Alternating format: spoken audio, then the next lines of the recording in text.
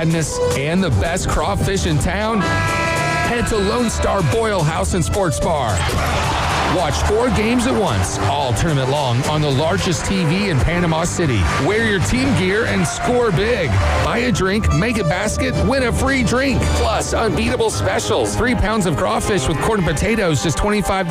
Buckets of beer, $12.50. Lone Star Boil House and Sports Bar, 320 West 5th Street, downtown Panama City. Are you looking for a place to take a leak? Do you have a truck, tractor, or other hydraulic equipment leaking or not performing as it should? At Reliable Hydraulic Solutions, we can get you back to work. Do you have a busted or leaking hose? We can typically replace them while you wait. Hydraulic cylinder or pump needing repair? In many cases, we can have it back to you the next day. Reliable Hydraulic Solutions, 6840 Highway 77 in Southport, just south of Tractor Supply. The best place in town to take a leak. Visit the newly remodeled Mid-South Lumber Hardware and Feed Store in Youngstown. They have a full line of plumbing, electrical, hardware, and tools for your DIY home projects, as well as lumber and animal feed. Now offering not only baby chicks and a full line of poultry supplies, but also bunnies and parakeets. They also carry a wide selection of Duplin wines and gourmet products so you don't have to drive to the beach. Come see us at Mid-South Lumber on Highway 231 in Youngstown.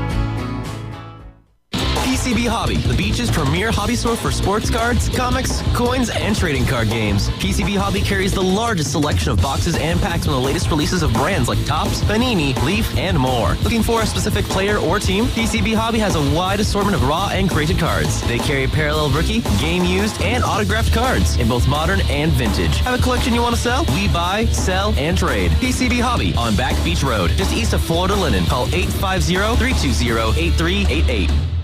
Bring spring to your door with Target Circle 360. Get all you need for Easter hosting, spring get-togethers, and more with unlimited same-day delivery through Target Circle 360. From Easter basket goodies to fresh florals, getting everything the same day is easy. Open the Target app and bring the magic of the season to your door with unlimited same-day delivery through Target Circle 360. Visit Target.com/circle or the Target app for more details. Subscription required. Same-day delivery is subject to terms. Applies to orders over $35. Signworks, a business serving businesses since 1985. Everything from signs and banners, vehicles and boats, magnetic and real estate signs, contractor signs, and much more. Signworks can do large format, full color printing too. Signworks, a real professional in the business world. Call Signworks at 785-8899. Signworks, 850-785-8899. Powered by Panama City Toyota. Your home for Auburn Tiger basketball. WGSX Lynn Haven. WVLQ Port St. Joe. ESPN Northwest Florida. It's the next evolution of sports talk radio. The biggest stories in the action. And now we're taking... With the first pick. This is the last ball you got to bat. The Inside Drive. From college to the pros, interviews with the newsmakers, sports betting, your phone calls, and more. And now, The Inside Drive with Ryan Mulvey on ESPN Northwest Florida.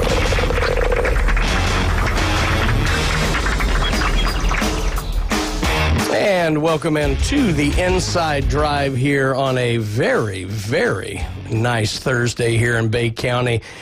Dave, nothing like a little glitchy audio to get that heart going right before you go on air, right? Yeah, not sure what's going on. I was like, all right, well, I guess we need to get into deeming what's going on with the equipment. I think it's just one of those little blurps, That's all right. blips on the radar, if you will. Just got us up to game speed. There you go. Ryan is out here for a couple of days. Well-deserved little time for Ryan, and he'll be back with us next week. I mean, it's not necessarily just like taking it off day. Well, I understand, but, it is nice to get a break every now and then. There you I've go. been told. I don't really know myself. You don't know anything about breaks. That's right. But anyway, I'm breaking out of here afterwards. I got to go up to northern Alabama here for some swim stuff over the weekend. But happy to sit in with you guys today. And we are coming to you from the Golf Plus studios here at ESPN Northwest Florida. Of course, Golf Plus run by our buddy Alan Watson there.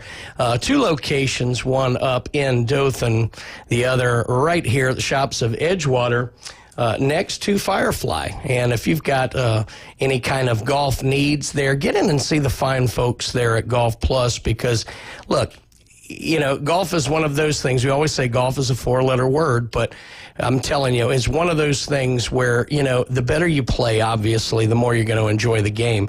And the experts down at Golf Plus, I mean, something as simple as building up your grip or simply re-gripping your clubs, or, you know, getting fitted correctly for golf clubs. I mean, it's not, you know, like the 70s where you're just buying straight off the rack and this, that, or the other. But, you know, a degree or two upright or flat can make all the difference in the world in your enjoyment of the game. And look, golf is something that should be enjoyed.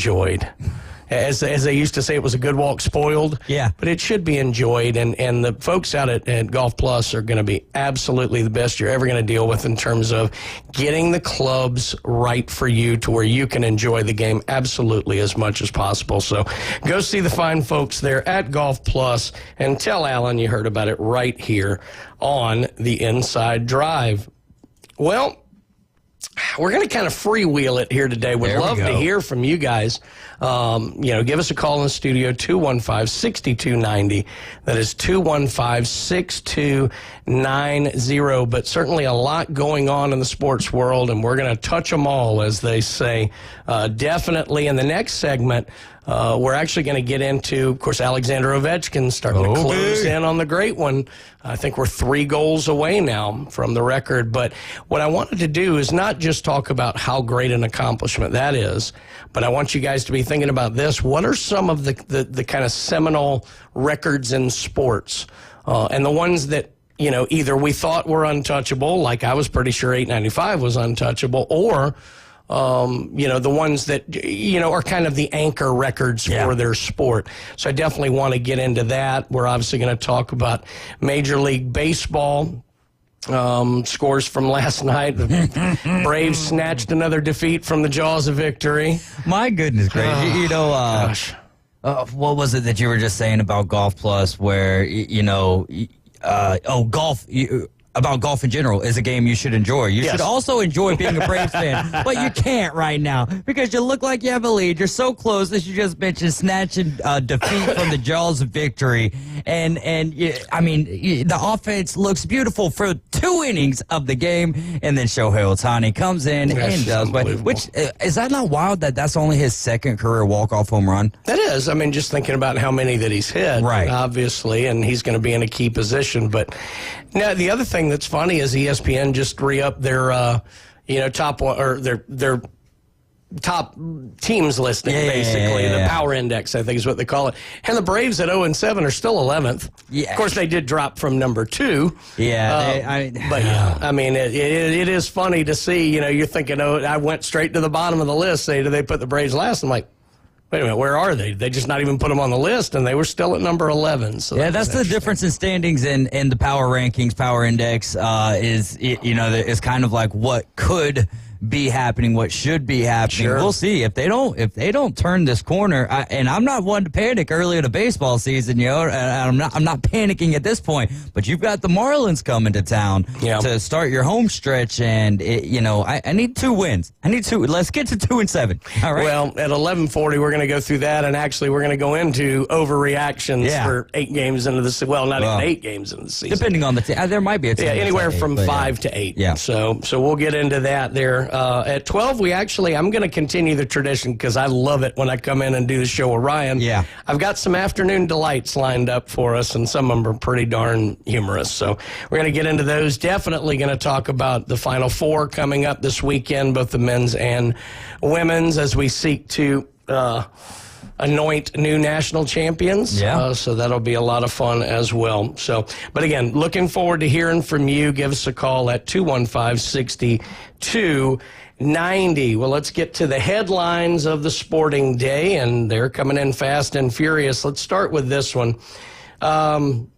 John Morant and now Buddy Hield have been warned against finger gun gestures. Yeah, they had the long guns out there. Oh, my God. All right, so we often talk about this on Monday afternoons, David, the whole get off my lawn and I'm getting too old for this nonsense. But look, I'm sorry. John Morant's done plenty to be warned and counseled and, eventually suspended over when you're actually flaunting real weapons and, beating up real 17-year-olds in your backyard or whatever's going on. But I'm sorry, guys, the finger guns, the throat slash, whatever he does. But I'm telling you, the finger guns and the throat slash, and I mean, come on, we've got to stop attributing real world violence to gestures. Yes. Agreed. Look, I grew up on Looney Tunes cartoons. I have never drawn a tunnel on the side of a cliff mountain for someone to drive their car into it. Yeah. I tried one time with sidewalk chalk, and it just wasn't a very good depiction of what a tunnel would actually look like. I've never bought Acme explosives and blown each other up. I have never tied Elmer Fudd's gun up in a knot so it blows up in his face. Never chased a Roadrunner. What I'm saying is this notion that, oh my God, I saw that on TV, and that's what made my son do that. No. Sorry, parents, a lot of times your ambivalence toward your children a lot of times leads to what happens with that. And yes, I will be racing out of town right after this show. But what I'm saying, I think we attribute way too much nonsense to this. And look, should they be doing that stuff? Probably not. But come on, is it really a big deal for the National Basketball Association to have to jump in? Come on. Obviously, the depiction of or the situations that Ja Morant has been in, there's going to be that higher level of scrutiny for Ja Morant with that sort of gesture. But like you said, it's that is not necessarily exactly who Ja Morant is. And if Ja Morant can't do it, the rest of the league shouldn't be able to do it. But I don't think that those are something like, come on, it's like taking when someone shoots a three and they, put the three fingers up and then put those three fingers to their head and bang, like Mike Breen would say. There's nothing wrong with that. Should Mike Breen be able to say bang? Yeah, there you go. It's the sound of a gun. It's so it's despicable to the point now where I'm over here telling people to get off my lawn too, right? Shaking my hand at the clouds and whatnot. You go through social media. This isn't even sports related. Go through social media and people have kill something, right? And the eye there's an asterisk there for the eye. Like we can't read. Yeah.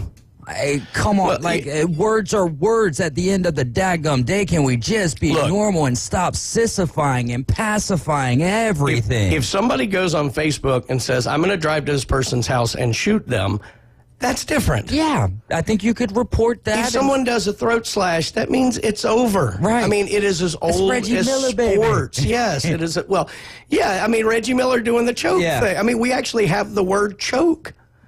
It's not a violent thing. It's that you guys choked under pressure. Right. You didn't, follow through. So I don't analogous. know. Yeah. Wow, that's a big word. No, but I mean, it really, that kind of stuff just drives me crazy. I mean, I remember and granted, it was a very sensitive time in this country. I understand.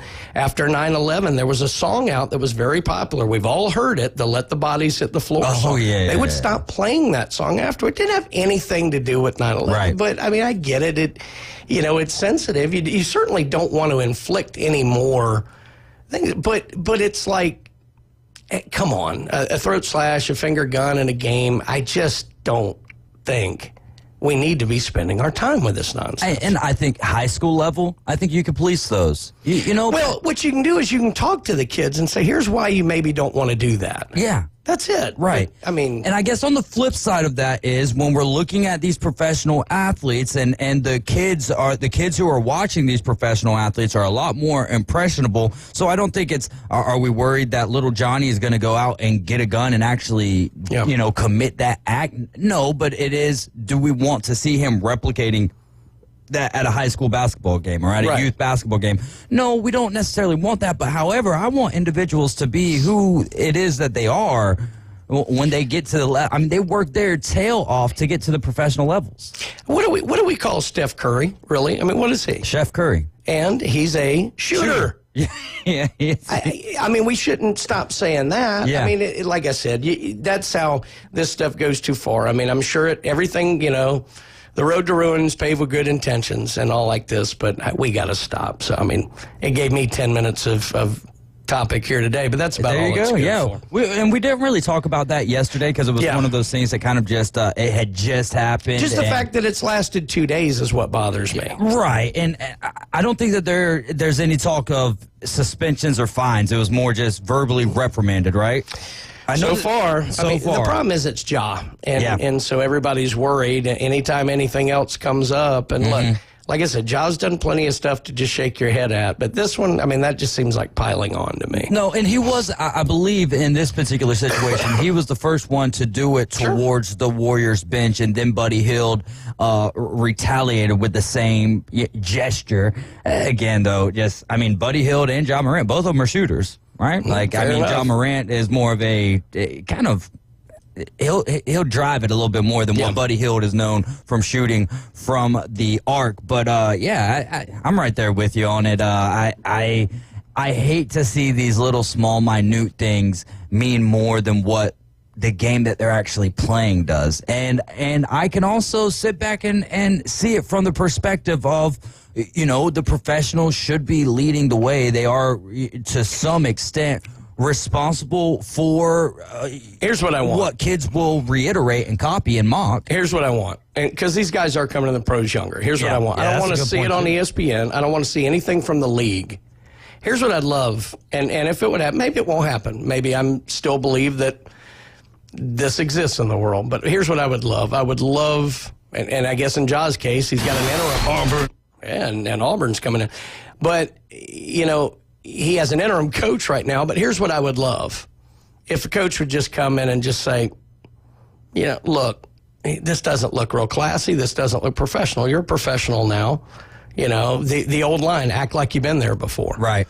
Maybe it lasts, maybe it doesn't. There isn't much more of a me and a clip and a social media society and all like that. But that's the way I'd like to see this handled more than, the league coming in with this, that, or the other, or developing a policy that, that then, is black and white and doesn't take into account all the levels of gray that are involved in this stuff. But anyway, we could go on about this for hours, but I don't know. I just found it a little ridiculous. So another thing that's interesting that's out in the sports world, this one surprised me a little bit because I thought we were settled up in New England, but the Patriots have sent Joe Milton, who, got a lot of little buzz going there when he came in late in the year last year. And with Jacoby Brissett moving over to Arizona, it looked like Milton was going to be the backup, maybe even push Drake May. Well, maybe that was the worry because Joe Milton has been traded to the Dallas Cowboys. The Cowboys acquired Milton and a 2025 7th-round pick. And the Patriots will receive a 5th-round pick, according to Adam Schefter of ESPN. Apparently, talks between the clubs started a few weeks ago and really picked up this week during the NFL's annual meetings. So the Cowboys needed a backup after Cooper Rush moved on to the Ravens, and Trey Lance is still listed as a free agent after bowing out there. The Cowboys were also looking at Drew Lock, apparently.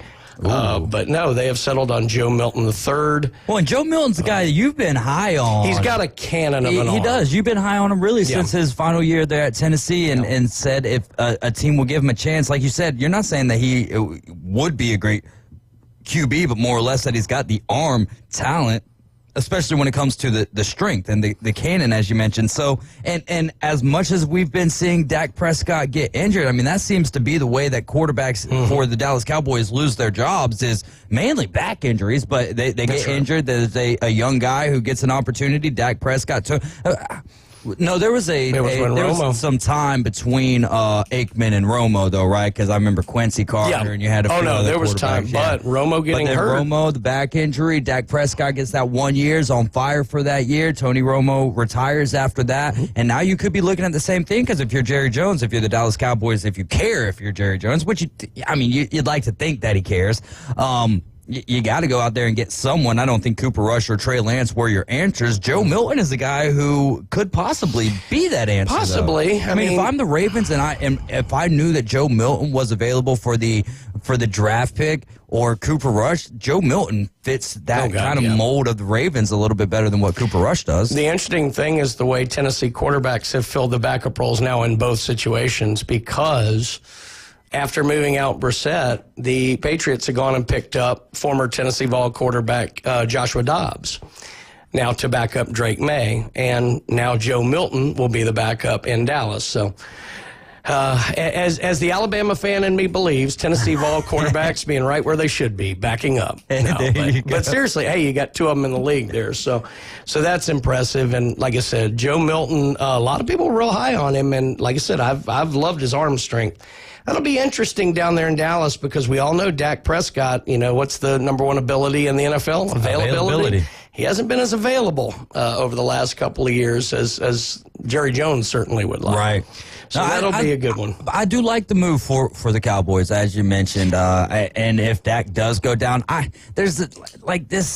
don't know what it is about Dak Prescott. I don't hammer him as much as everyone else does because I kind of root for him to not have Cowboys success, but I think he's a better quarterback than what he gets credit for, but I'm not sitting here saying, he's an absolute top 15 quarterback in the league. This is where if I were sitting here with Caveman Rick, he would jump all over me about this, and he'd be right.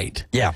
But I do think there is something different to the role of being the Cowboys quarterback. It is not simply being a good football player. It's like being the captain of the Yankees. There is a PR element of being the Cowboys. Whether it should be or shouldn't be, there is. Mm-hmm. Dak fills that role unbelievably well. Does. The on-field role, he's had a few flashes, but he has not been very consistently good in that role. Especially in the big moments. Right. And so while Caveman would be 100% right in how he does it, and look, he's got the Super Bowl winning Eagles right now as testament to it, I think it's one of those cases where I think Jerry has leaned too much into the other aspects of the job in keeping Dak around. Look, I'm a Mississippi State guy.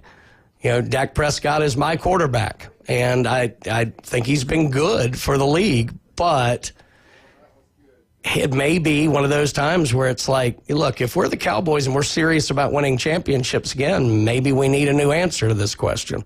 Well, and the answer's got to start at the running back position, though. They got a lot they got to answer. There is, but I think that the run game has to be addressed. Their injuries to their star players last year were a big. I mean, Trayvon Diggs, CeeDee Lamb. You go down the list. That hasn't been huge for him. And I'm just sitting here thinking about this though. All right. So the Ravens do have Derrick Henry still under contract. He's going to be getting $6 million this year. For some reason, last year I thought that it was a 1-year, $8 million deal, but no, it looks like he's going to be getting paid around $13 million cap hit wise. I think what it was maybe only a certain amount of it was guaranteed up front or something like that. No, it was a 2-year, $16 million deal. But was it all fully guaranteed? Guaranteed $9 million. Okay, so that may be what it was. But now it's certainly interesting in how that's going to play out. Of course, the Cowboys, rightly or wrongly, do take up a lot of the air in football discussions, the way the Yankees do in baseball and everything. Patriots take away the air, and the Cowboys have a lot of the air. But so, I mean, I do think that gives them a little more viable option, although a young one. But we did see some flashes out of Joe Milton, so that may, you may be able to consider that an upgrade over, Cooper Rush, who a lot of people weren't all that high on. I definitely think that it's an upgrade at that particular, between those two quarterbacks. I like Joe Milton over Trey Lance as well. And the question is going to be, really, how many games does he end up playing due to Dak Prescott it being injured? I just wonder how much of it in New England was, we need to make sure Drake May feels like the starter. And you can remove some of that pressure by bringing in essentially what is a journeyman true backup in Josh Dobbs. Yeah, that's a really good point, because you do want your quarterback, whenever you decide this is going to be the guy for our franchise, to have that confidence, to have, but then also we're here in a situation in the NFL right now where you need to have two good quarterbacks on your roster, right? Like, it's not just about having a great starter. Yeah, right. I think we're on our way to 3, really. Yeah, no doubt. Well, we're going to get into that and a whole lot more as we go along. You're listening to the Inside Drive here on ESPN Northwest Florida. When we come back, Alexander Ovechkin. 892. We are closing in on one of the seminal records in hockey, if not all of sports, and want to hear from you. What are the most important records to each sport and kind of those big numbers that are out there? Maybe the records you think could never be broken. We're going to talk about that next. You're listening to The Inside Drive here on ESPN Northwest Florida. Auburn fans, let's hear it. This is an open three. You've earned this one. He knocked it down. ESPN Northwest Florida is your spot for the SEC champion Auburn Tigers. Congratulations to Coach Pearl and the Auburn Tigers for a historic season. And we're not done yet. The madness is just starting. Listen to the Tigers plow through the tournament right here. ESPN Northwest Florida. This is Joanna with your latest forecast on ESPN Northwest Florida this Thursday. For this afternoon and evening, some clouds and a high of 78 with a strong breeze out of the south-southeast at 23 miles per hour and gusts of 33 miles per hour. Tonight, partly cloudy skies with lows around 69. Tomorrow, slightly foggy in the morning followed by some sun and a temperature near 79. Moving into Saturday, the same with a high of 79 and partly sunny. This forecast is brought to you by Ellis Agency Insurance. Thank you for listening to ESPN Northwest Florida. Rely on it. Golf is a game that should be fun, but to have the most fun, you need to play your best.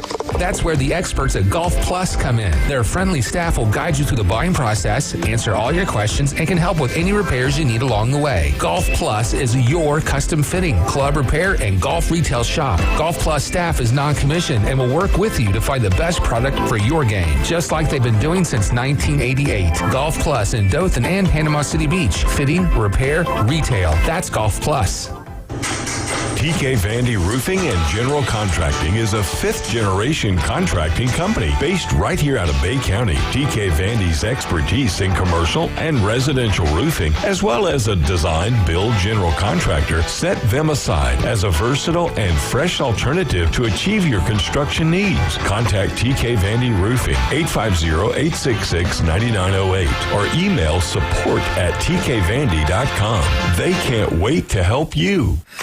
Coming in hot. So hot. It'll be a hot one. Really hot. Goddamn. The Inside Drive with Ryan Mulvey on ESPN Northwest Florida. And welcome back into the Golf Plus studios here. You are listening to The Inside Drive. Brian Haddad sitting in for Ryan Mulvey, joined by David Hayes in the back room. I'm in the fishbowl, baby. I love it. Well, look, ESPN Northwest Florida has become famous in this area for some of the great contests and things that we give to our listeners, and we've got another one coming around here. It's going to actually start. Contest will start on April the 7th, so I want you guys to get ready for this. ESPN Northwest Florida presents The Race to Talladega. You can win 2 passes to the Jack Links 500 on Sunday, April 27th. To enter the race, you're going to listen to Coach Hale in the mornings at 7:15 and 8:15 a.m.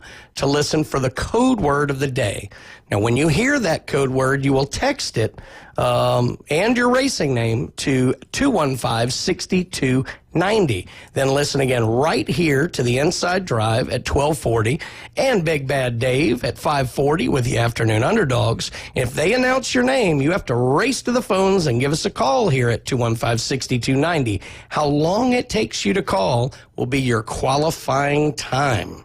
The 2 fastest qualifying times will win the race to Talladega and 2 tickets to the Jack Links 500 April 27th, plus tickets to the ARCA Menard Series General Tire 200 and the NASCAR Xfinity Series Ag Pro 300 doubleheader on Saturday. Again, that contest will run April 7th through April 18th, and all qualifiers will instantly win cool station stash from Pepsi, Tommy's Express, and ESPN Northwest Florida. The Race to Talladega is sponsored by PCB Hobby, Panama City Toyota, Buffalo Rock, Hampton Inn on Thomas Drive, and the Home 2 Suites. Woo! Pretty cool trip there. Yeah, I mean, Talladega is a beautiful place. We normally have the president over there of Talladega, Brian Crichton, on with us, at least on one of the shows. And, man, they do a lot of great things. And you're going to at least 2 races. You'll have tickets for the Xfinity Series and for the Cup Series race, and I believe even and the ARCA race. Yeah, the ARCA race as well, which I believe, if I'm not mistaken, I think the Craftsman Truck Series, that's where Frankie Muniz, Malcolm in the Middle. Oh, okay. He's racing trucks, man. How cool is that? Ironically, I've actually been to the Talladega track twice. Yeah, I've never seen a race there. Well, so what did you go there for? Just to check out the track? When I was younger, it was when we were in the Little League State Tournament before regionals, and we had a day off in between games and all like that, and it was up in Sylacauga, Alabama. There you go. By the way, I never want to go there ever again, because with all the rain, we were there for like 2.5 weeks. But we went over to Talladega one day, and we got to see the track, and that was when I understood what banking really was. Walk it up, it looks like a wall when you're up against it. And then I think I was in high school. We just stopped by the track and did the tour again. Yeah. So it was pretty cool, obviously, but I'd love to go to a race there. Oh, my goodness, yeah. I haven't been to Talladega, been to Daytona, being able to get on the track there and walk up that track and just watch. I think the more funny part is watching the other people who maybe have a little bit more age on them than what I do, right? Oh, sure. And it's just like, you almost feel like, do y'all need an usher or someone to help you get down right now? Some people would just roll down it, I remember being amazed just by how much speed you had to carry to actually stay up on the banking. It was pretty incredible. Because you watch from TV, and when you see the pace car going around, you're like, that thing's going 20 miles an hour. No, it's not. That thing's probably moving 75, 80 miles an hour. Right. It just looks like it's crawling. And it looks like it's crawling compared to when they get out there going 180 daggone miles an hour. It's crazy. That's right. But make sure you're listening. I believe that's on Monday. That will start on April the 7th. Yep. So your chance to win tickets to Talladega. Well, the Russians are coming, David. They're already here. Oh, See, if you're my age, that just carried a whole different thing. We had the whole Friday at noon, the Russians are coming siren that went off and everything like that. But Alexander Ovechkin, wow. I mean, what a career this guy has had. I think he would be, him and Nikita Kucherov, and I'm sure that there's others as well, but when it comes to their the country that they represent in Russia, I feel like they would be celebrated. Nikita Kucherov would be winning MVPs on a consistent basis if he wasn't Russian. Alexander Ovechkin, I think, is celebrated even more so in this situation if he wasn't Russian. So I think that there is a stigma that comes with that for them. I remember in the very late 80s, probably more so early 90s, when the Red Army teams finally started coming. Obviously, you had the collapse of the Soviet Union, but it was already starting to break down some of those walls. You'd have some Eastern Bloc guys coming over. And then I remember the Sergei Fedorovs and the Pavel Burets and Valery Kaminsky, I think there were a lot of guys there in the early 90s that came through and started making a name for themselves. We would always see them in the Olympics, and they were tremendous players. So like the Detroit Red Wings were just... Got a lot of them. Yeah, they did. And as a Preds fan, I didn't like that one bit. But no, the Red Wings got a lot of them, obviously. But what Ovechkin has done is... it's just that much more impressive because, look, I am not a major hockey historian, but I've enjoyed it my whole life. And I can remember there were a lot of years there where the game actually was struggling with ratings and all because it was a very defensive-minded game. In the very early 80s, when I remember first seeing Gretzky and those guys play, it was a very wide-open kind of game. There wasn't a whole lot of, we're not talking about the 70s and the era, but it was a wide open kind of game. They would call a lot of stuff, and as such, there were more goals. As you got into kind of the mid to late 90s through the 2000s, it was a lot more of a defensive game. They were able to check you across here, that, and the other. You weren't as free to get shots away. A lot of holding, a lot of tugging, a lot of grabbing, a little hooking even, if you will. The rules kind of opened up again on that toward the end of the 2000s and early 2010s a little. Like 2000 and right after the lockout, 2004. Yeah. And that's when they started making they made the goalie pads smaller and stuff. So I guess what's impressive is a lot of Ovechkin's early career, when he would have been in his prime physical condition, was in that kind of more defensive mindset. And just the fact that he is so big and, he is subject to injuries, this, that, or the other. He's had to fend off the guys coming after him, whereas Gretzky had enforcers on the roster that would take care of anybody who got near him. I thought 895 might be unreachable. I mean, growing up, just even thinking about the records that Gretzky has really across the National Hockey League, but that one, I think the total points has always been like, no way. Well, that's right. No chance. But even the fact that it's being approached and is going to be broken, right? It's either the question is, does he break it this year or does he break it next year? I mean, 3 goals, though. He's been on fire. I remember years Brett Hull would score 50 goals in 50 games. Yeah. And then there was that long stretch where 50 goals became just an unbelievable feat for a season. And you think about that. In order to do 895, that's 50 goals for 14 seasons. And he's 39 this year. Yeah, or actually it's more than that. I mean, it's amazing. So it's 39 this 50 year. goals for and he's got 39 goals 18 this year. Yeah. That's an adult incredible. life right there, right? Yeah, it's what's incredible. He is going to break it. He's got 3 more to go. How many games do they have left? 7 left. So, I don't know. I almost kind of hope it holds over. I want a whole off season to build it up. Yeah? Yeah, I just kind of do. It's almost like Pujols when he was looking for, what was it, 600 home runs? Something like that, yeah. It was either 600 or 700. Yeah. I'm assuming 600 is the more proper record there, or at least number. But it was cool that he got it done in that season, because then, all right, so we go the whole off season, and like you said, there is going to be that build up, but then he's going to break it within the first 2 or 3 weeks of the season, and then it's not as much of a talking factor. I think it's good to, because at the end of the season you have the anticipation for playoff hockey, which playoff hockey is a vast jump above in interest. So I think you already have it. What I would love to see is such a highlight put on the early part of the season with it. Now, the comparison to make in that, and for completely different reasons, is Hank Aaron. Yeah. Now, for Hank Aaron and his safety, along with everything else, I would have wished he would have done it at the end of 73.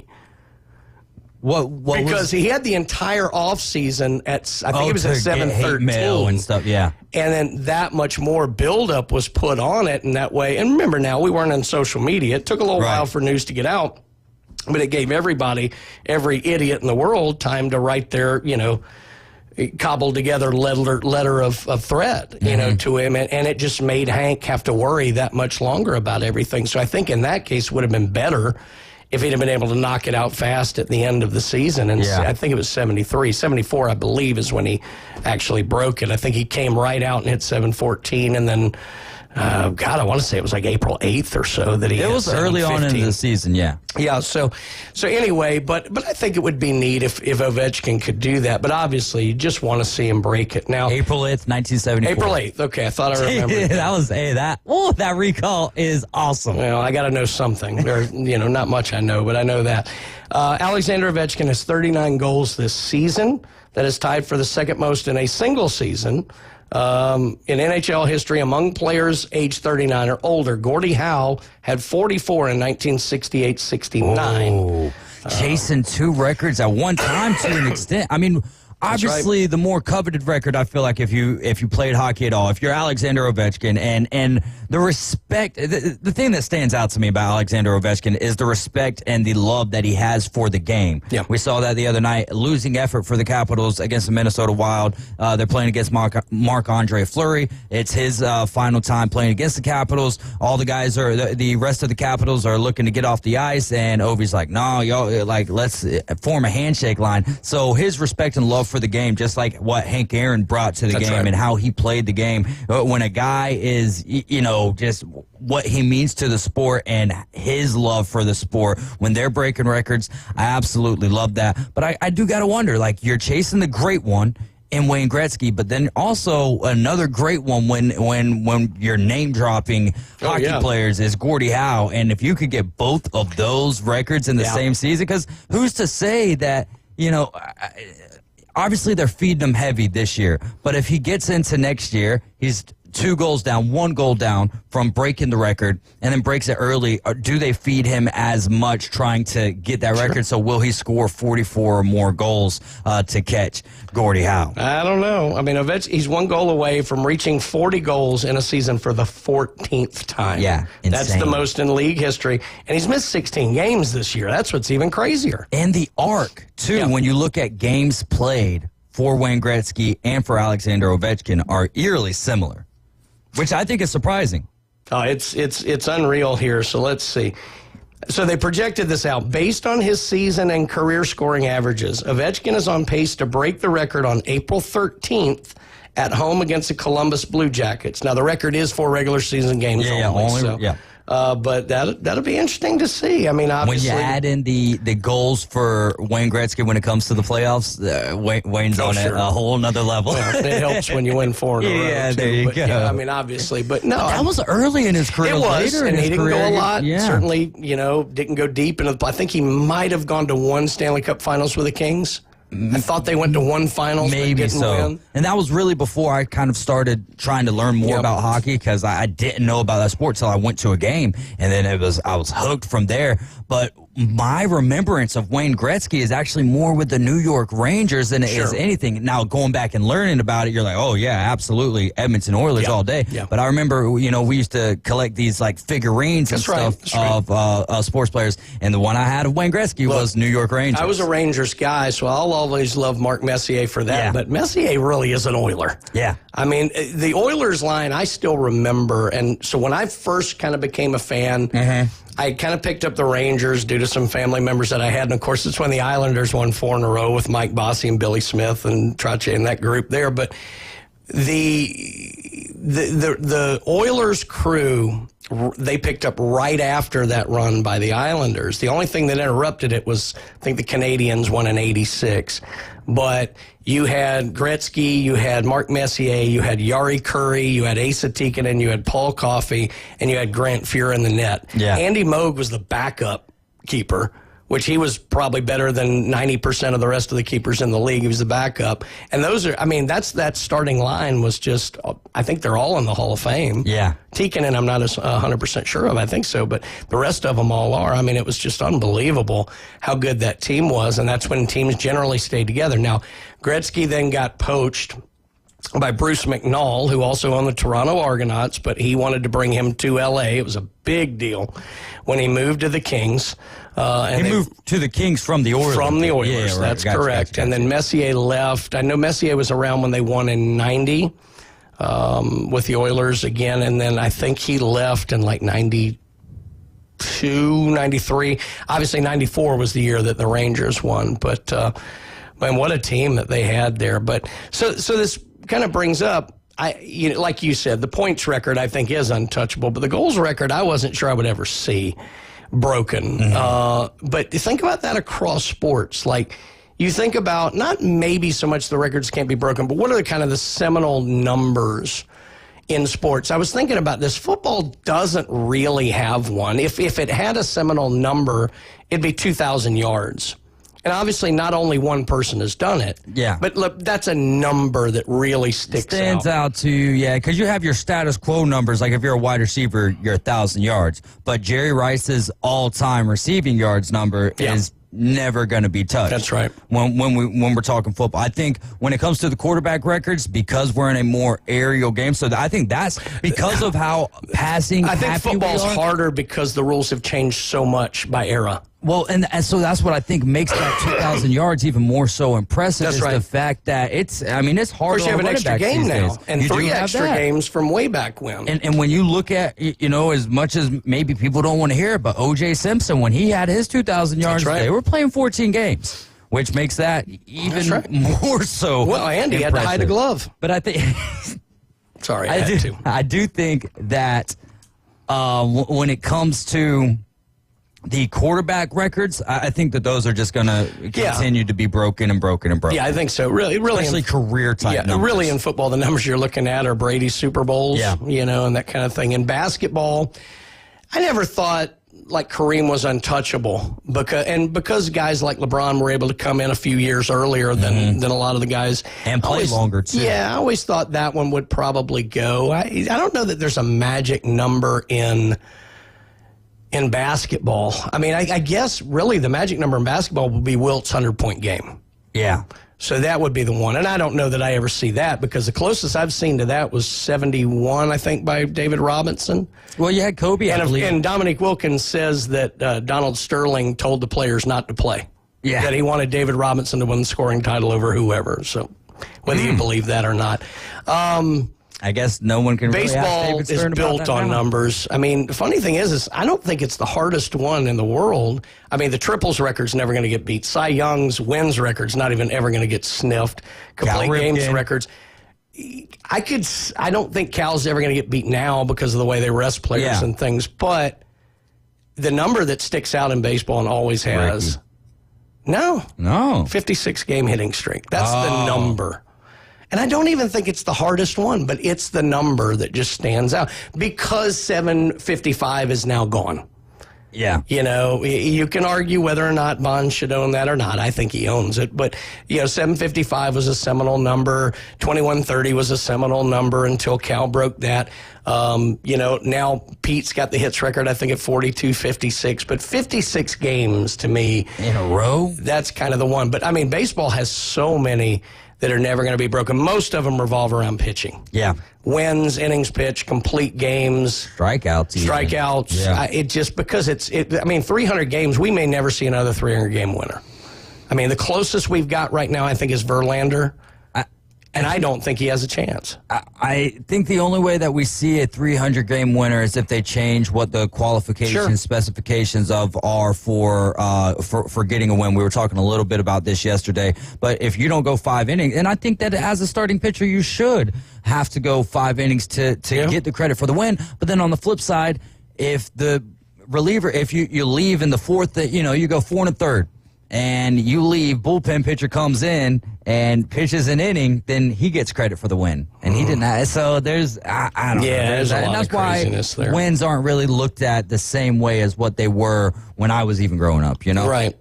The only other numbers that stuck out to me, I was kind of doing a quick think on this, and I would absolutely love to hear from people over the phone on this because I know this will stir up. I'm sure there's one I'm not thinking of. In the Olympics, I think it was Michael Phelps' 8 gold medals. It was always Mark Spitz with 7 before that.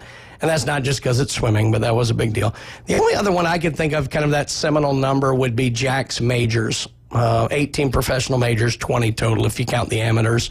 That was the one, obviously, everybody kind of penciled Tiger in on and then sat on 14 forever and then, got his 15th with the Masters, which might have been the only one most people cheered for him in. And then we got to that one. So, but those are just some seminal numbers and records that are out there. Again, there are some that because of rule changes, I think are going to be unbelievably difficult to ever break. But as much as we thought 895 might be one of those, not so much. But looks like it's going to be in the rear view mirror here in the next. Well, we need to head to a break here, and then we'll get to. I guess we've got a caller on the line, so we'll get to that phone line when we come back. But you are listening to the Inside Drive here on ESPN Northwest Florida. The Atlanta Braves are back. Here comes the throw. It's late. Braves win.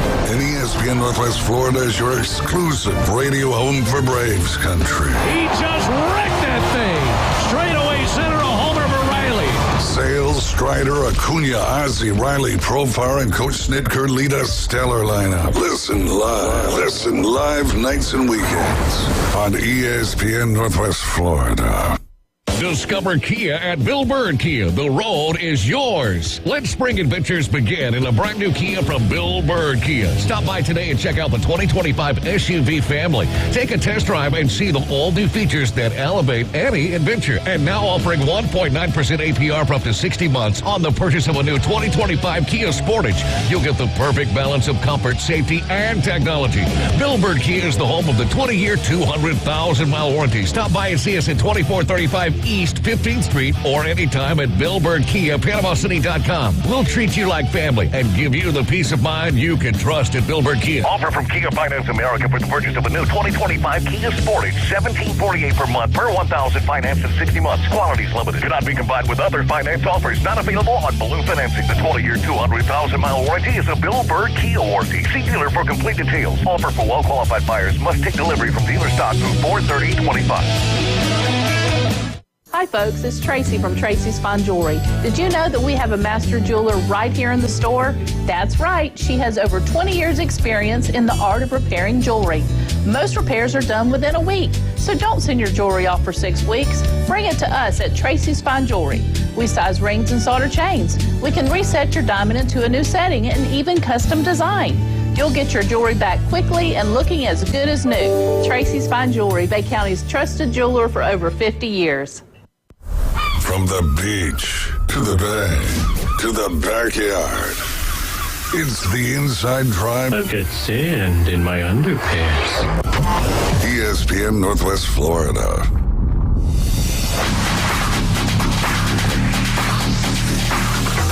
And welcome back to the Inside Drive here on a Thursday. And make sure you keep this dial right here on ESPN Northwest Florida 104.3. You can listen to my man Dave here in the Afternoon Underdogs this afternoon at 4 p.m.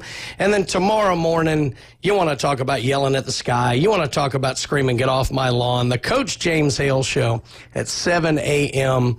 will be your place for that. Keep it locked in right here all day long. Again, coming to you from the Golf Plus studios here at ESPN Northwest Florida. Well, we just talked a lot about records and Alexander Ovechkin chasing kind of one of the seminal records in hockey, but let's get to the phone lines, talk a little bit more about this. And I think we have a caller on the line here. Go right ahead, sir. Hello. How y'all doing today? Doing well. Doing well. Thank you very much. Okay, this is Try it again, I guess. we lost you. Did we lose him? Yeah. Oh, my. I mean, he's. Oh, there we go. Okay, we're back. Here we go. Go ahead. And the reason I say that is we didn't hear what you said, though. It's been 15 years since anybody even hit 350 for a season. Oh, so you're talking about someone hitting. We had lost you there for a little bit. Were you talking about someone hitting 400 in baseball? No. Ty Cobb's 366 lifetime. Oh, lifetime, yeah. Ooh. Yeah, it's been 15 years since anybody even hit 350. That's amazing. And, with the way the game has changed, and there's so much emphasis now on power and not so much emphasis on contact. I really can't see anybody. 400 is attainable. Yeah. Somebody could hit 400 for a season. But to carry a lifetime batting average over 350, I don't think we'll ever see that again. Who was the last? It's like we'll never see anybody with 300 wins again. Yeah, that's right. No, I agree with you on 300 for sure. Who was the last person that even hit 400 in a season? I remember we got close with Luis Ariz. Ted hit 406 in 1941, I think is the last time. And Chipper got close one year, but then... Tony Gwynn got up around 390, and George Brett did as well. That's right. Now, Tony Gwynn... was like in 81. Yeah, Tony Gwynn, and it is truly the lost season in baseball. The 94 season was shaping up to be unbelievable. And, the Expos were leading the East, which, might have saved that franchise. Matt Williams was on pace for 62, which, nobody had gotten near that yet. You had Tony Gwynn was on pace for 400 that year. The 94 season was shaping up for all of these big milestones, and that's when the strike or the lockout or whichever one it was, and that was the year we lost the World Series. And I do remember that. I remember Tony was giving it a great shot, and a lot of people think he would have done it that year. But I think you're right. I think the baseball has so many... Like I said, Cy Young's, 511, I think it was, total wins. No one's ever going to get near the triples. You're amazed if you see a triple now, and, I think Sam Rice had like 31 in a season or something like that. The game is just very different. Now, that's back when, you might be 400 down the lines. You had time to leg out a triple, but... there's some numbers out there that I think just won't be broken. Most of them because, what we were saying there is rules change and different things like that. Even it's possible, doubtful, but it's possible. Somebody might even, tie, not break, Johnny Vandermeer throwing back no hitter. That's right. But the longevity records, I just think I can't see anybody breaking those. Yeah, nobody's going to ever have Nolan Ryan's strikeout record. That's never going to get. That's right. Who was it a couple of years ago? It wasn't that long ago. Someone threw a no-hitter and then, went 5 innings of the next game no-hit. I can't. Was it Blanco from the Astros? It was somebody, but I remember that's when the Johnny Vandermeer stuff came up because people were like, wait a minute, has this happened?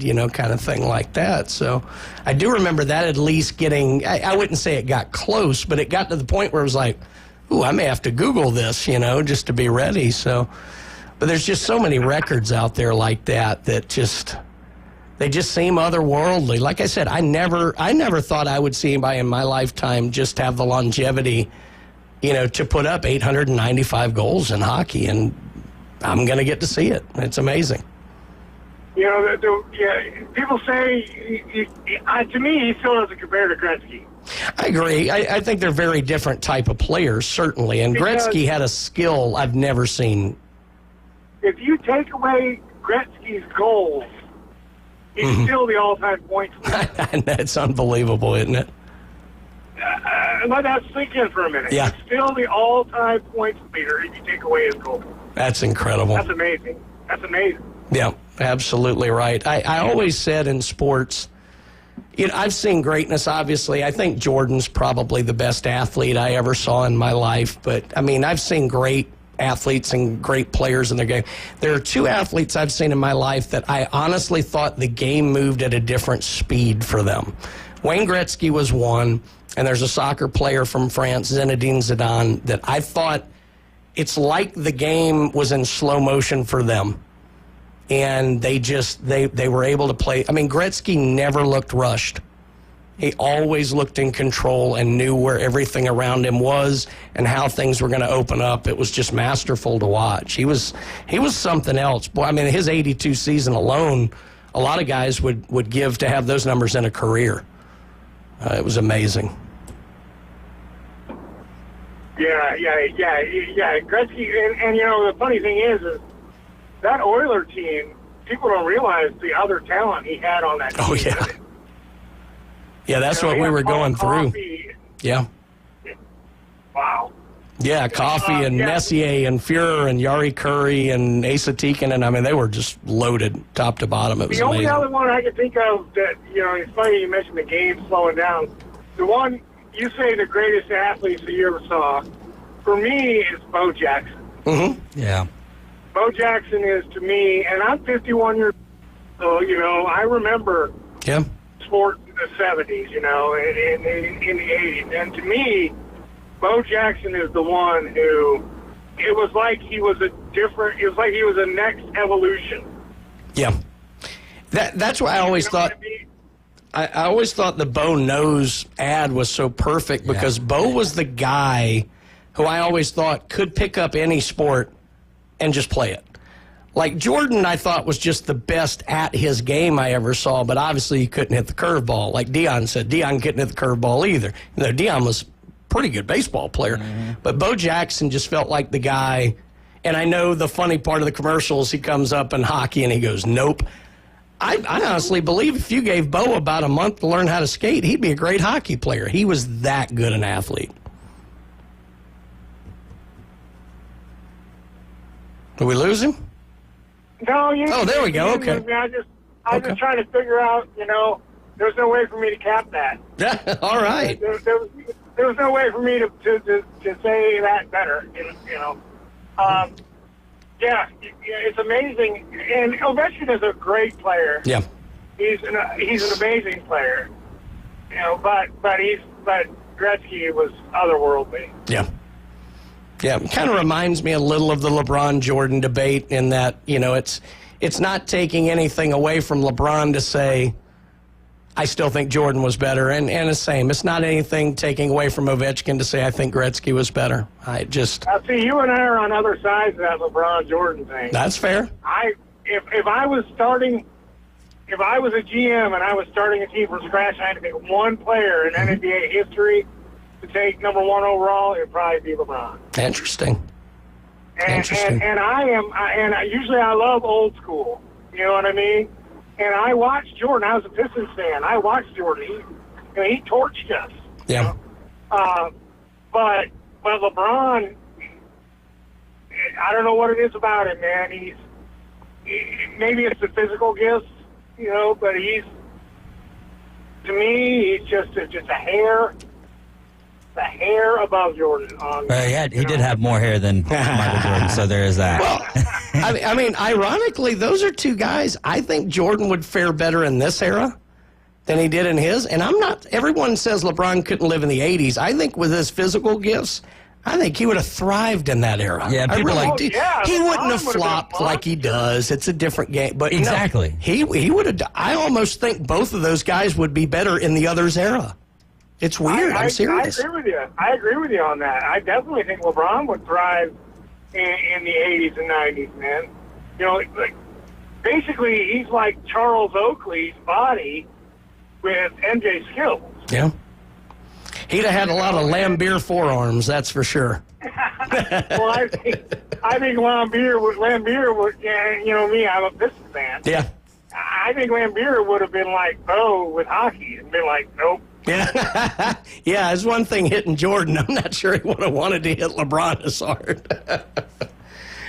Oh, my goodness. Well, I appreciate the phone calls. Great talk. It's definitely fun going through all those records. Yeah, absolutely. Exactly. I hijacked your show. I loved it.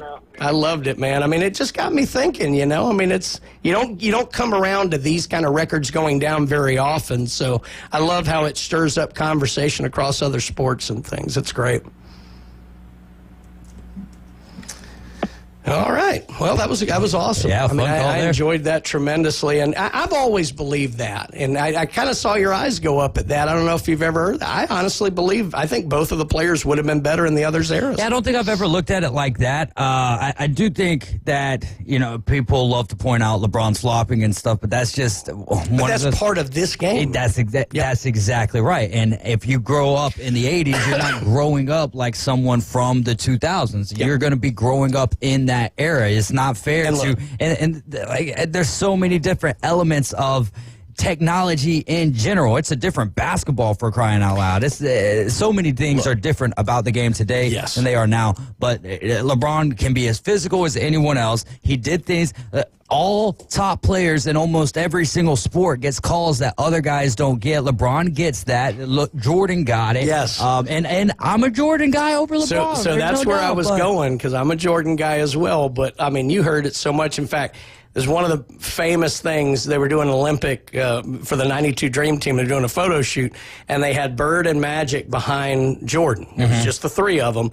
And, you know, Bird went, I think, and put like an arm on MJ's shoulder, and Magic was like, "Watch out, to call you for a foul for that." You know, and Jordan just drops his head laughing, and, you know, I mean, he knows. But yeah, I would love to see it, you know, because I've always thought Jordan was a better player. I love needling LeBron fans with it, but I think LeBron is an absolutely phenomenal athlete. I can't say we agree generally ideologically on things. That's fine. Yeah, that's not but what here's what I appreciate. For. He is not a guy who's gone out and messed around. He's been a great family man from everything I can tell. I mean, you know, to the point of getting his kid a job. No, I'm kidding.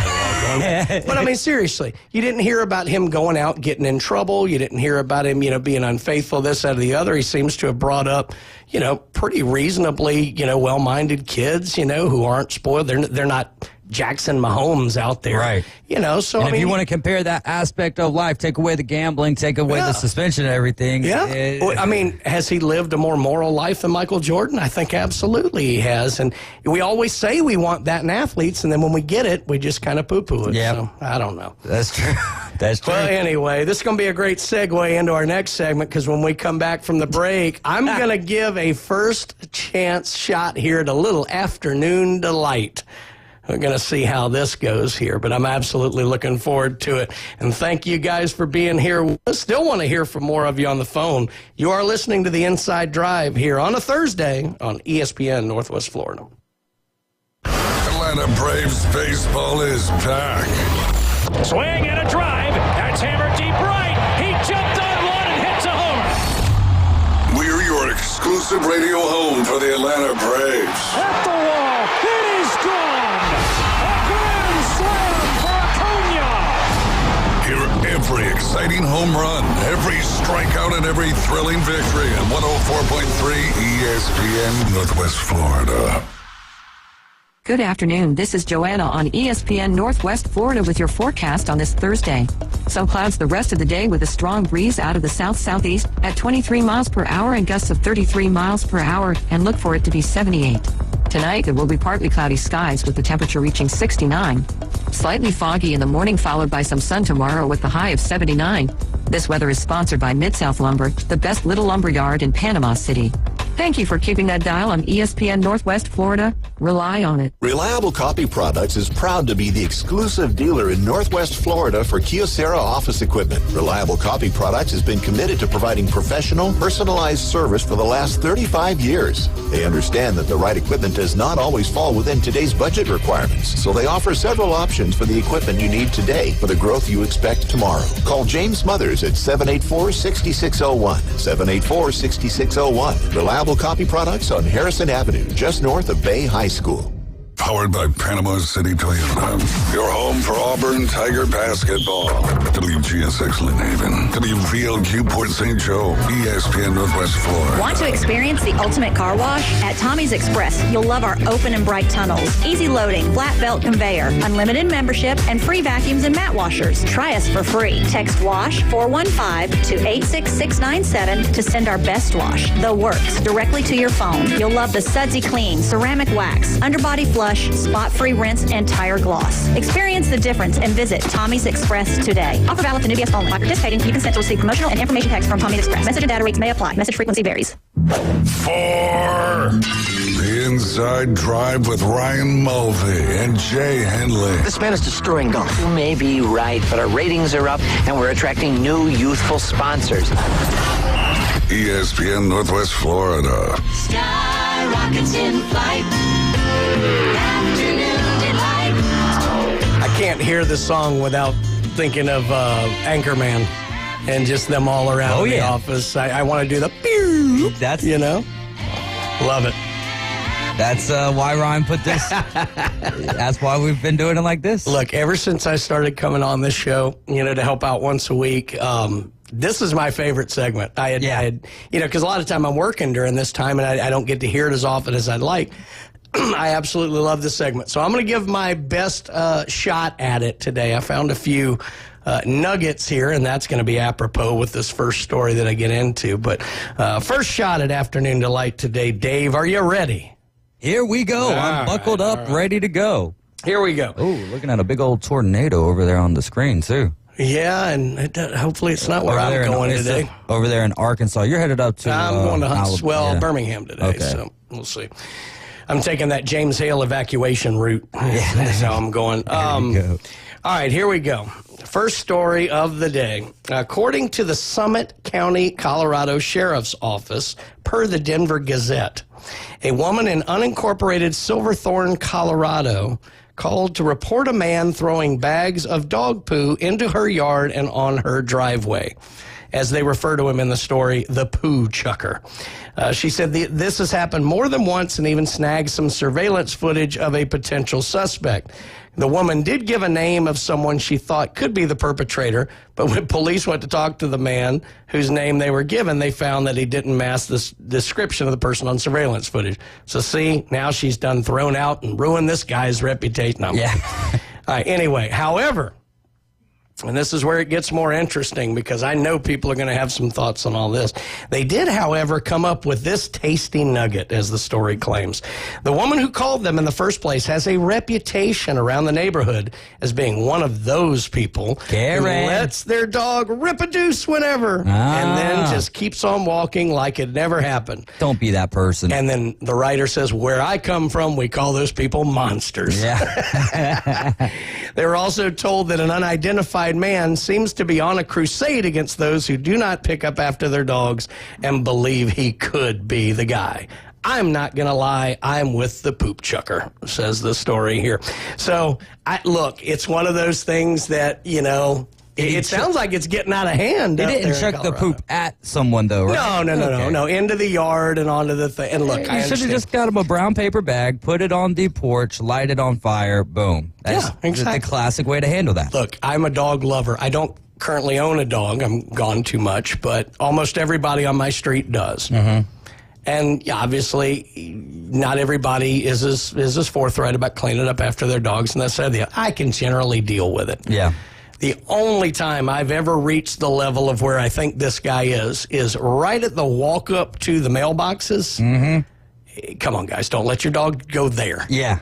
Everywhere else, whatever. I mean, you have to go out of your way to step in it there. But this one, so I don't know. It's a hard one because there are no angels in this deal. But I got to say, look, lady, if you're letting your dog just kind of go everywhere and everybody seems to know it, don't be surprised when karma comes back at you here. Yeah, But, poop on you. Yeah, I'd be curious. I bet we could get some divided responses to this I would one. say that probably depends on who owns dogs and who doesn't. Right, but I mean, even for the people who own dogs, I think majority of dog owners do try to pick up after their pet.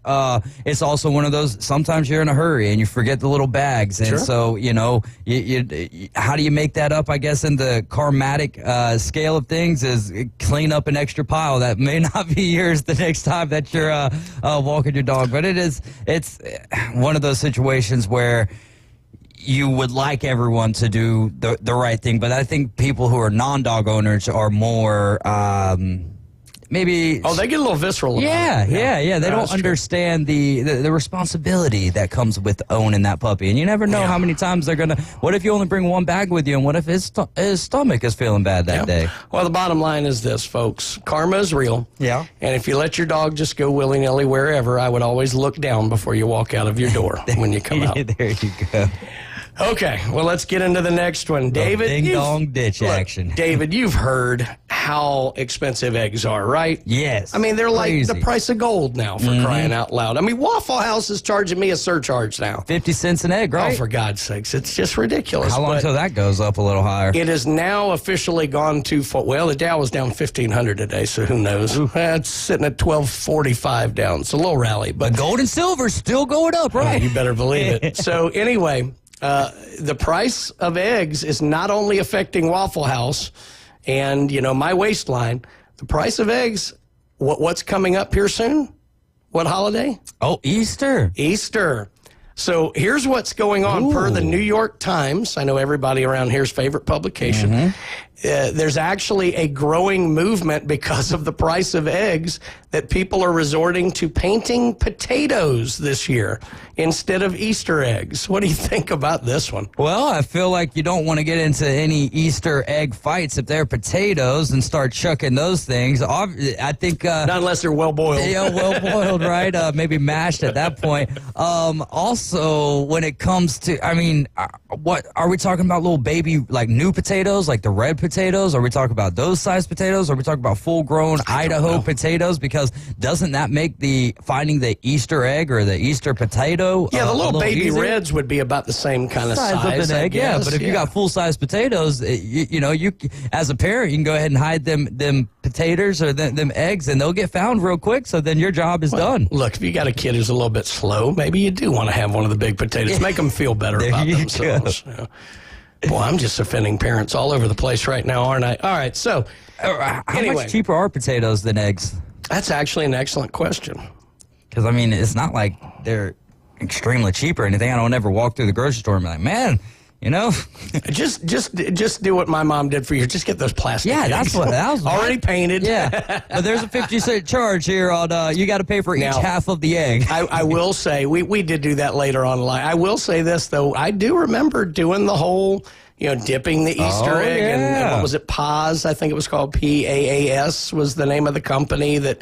I don't remember. Yeah, they only showed up around Easter time. But it wasn't like just painting them. I mean, you dipped them. Dipped them, had that little coat hanger type deal or whatever, dipping them down in there. Then hopefully that they were actually hard boiled all the way through. So if you did decide to kind of peel them open and eat them, they were cooked correctly. There you go. But that was always a lot of fun, especially when you're younger and you're doing it with mom and dad and Meemaw and Papa or whatever. That was always a lot of fun. Well, I guess we're just going to have to start loving potatoes now. Anyway, the new Easter tradition, potatoes. Potatoes for Easter, baby. There you go. All right. Well, here we go. We get to chant America here, David. All right. Here we go. An American man has reclaimed the Guinness World Record. Go America! America! For the most pull-ups in 24 hours. Now, he had previously held the record for less than 1 day. Get that. There you go. That's right. Tell him, Rick. Truett Haynes previously attempted the record about 2 years later and successfully beat it with 8,100 pull-ups in the allotted time period. But his number was beaten less than a day later by an Australian man. Boo. Gary Lloyd, who did 8,600 additional pull-ups in 24 hours. Now, Haynes has now recaptured that title, David, with how many? Just one above. 10,001. 10,000 pull-ups in 24 hours. Pull-ups. Here's what I can tell you. I can guarantee you with 100% metaphysical certitude, I have never done 10,001 pull-ups in my lifetime. Yeah, I was just thinking about that. I mean, I don't know. Maybe I have. But I'm pull-ups in general, to do them, consecutively. Like, I would say right now, if I got on a pull-up bar, I feel like I'd be lucky to get 3. The way that my wrists are starting to get a little bit better, though, so there is that aspect. But even I would say at some of the times that I've been at my strongest, or, and I am at my, where I should be at a fitness level, 10, 11, 12, somewhere in that area in consecutive is what I'm getting done on a pull-up bar. Look, I couldn't do 10,001 if I had that bungee cord under my feet. Yeah, like the assisted pull-up. Yeah, and look, those are the YouTube shorts that I watch, and what ends up happening on those usually is not very fun. Yeah. Bungee tends to find its way somewhere else and ruins your day. Gives you a little thong outside your clothes. Yes, it does. But I think the moral to this story is go America. Go America, yeah. Bring it home, baby. Hey, if you see a record in the Guinness Book of Records or whatever, and it's not, got a USA flag right beside it, get out there and let's get them beat, man. And there's no truth to the rumor that he was seen training over the last few months with Jerks and Profar. Yeah. Too soon? Okay. I don't know, man. I think Braves fans are just like, my goodness, that's going to be the epitome of this season this year.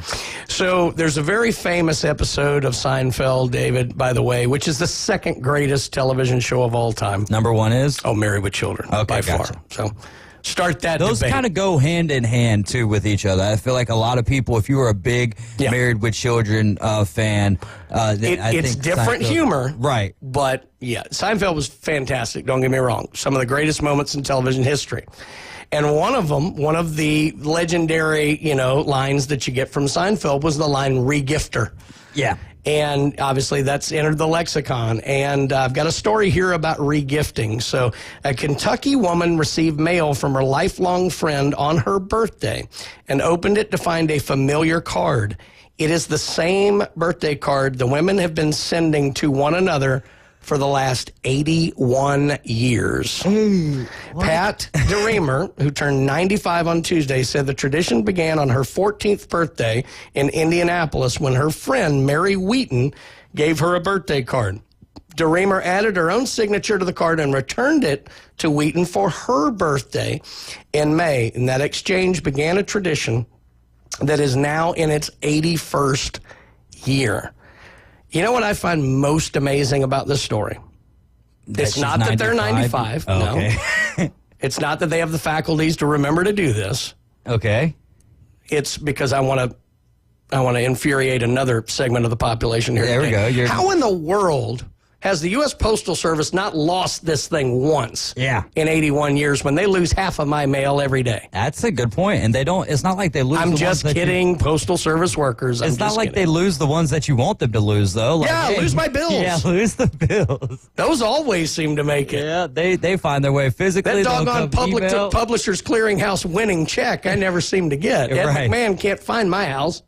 Oh, man. He's passed on, but I guess that was, but you know what I mean. So the women earned a Guinness World Record in year 60 of their tradition. So they're extending their record. Once again, go America. But unbelievable. And 81 years. And it's the same exact card. Yeah.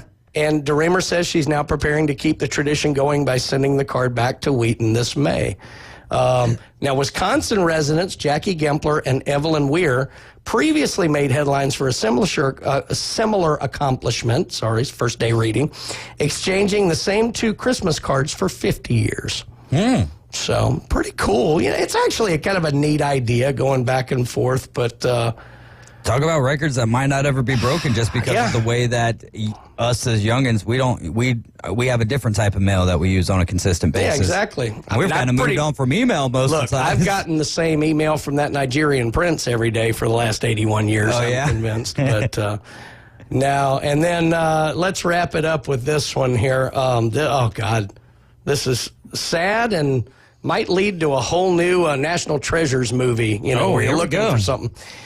Oh, this is sad, though. A Pennsylvania woman is desperately searching for a jacket she donated to charity after realizing she left a $2.5 million winning lottery ticket in the pocket.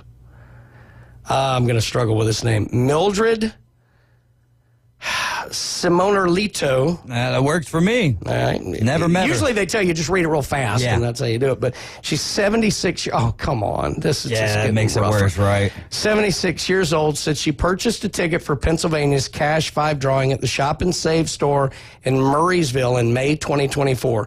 2 weeks later, she was surprised to learn that she had matched all 5 numbers. For those of you keeping track at home and want to do a little karma here, the numbers were 14, 22, 33, 35, and 38. Oh, so making them so close together like that. She attempted to locate the ticket, but soon came to a startling realization. She had left it. Oh, God, this is just getting worse. She had left it in the pocket of a jacket she donated to Vietnam Veterans of America. Oh, my God. It's like if you just put together everything that would just rip my heart out at once. Do we know if that lottery ticket ever got turned in? Well, that's what we're working on here. So I was stupefied. There are no words for it. There's no expression. How can I get it back? She attempted to track down the jacket, but soon learned the charity sends its donations out across the country and even overseas, and there's no way to track it down. The Pennsylvania Lottery told her, unfortunately, there's no way to claim the prize without the physical ticket in hand, and the ticket expires this May the 8th. Oh. So we've got about a month left, folks. Well, and but that's why the story went public. She's actually just hoping anybody can help with anything. And I'll be honest with you, I want to turn out all my jackets. I don't have anything from them, but I mean, this is brutal. It's absolutely terrible. You would hope that maybe someone comes forward with a ticket, hooks her, gets it back to her, and then I'm sure if clearly nobody's cashed it in. Right. Oh my gosh.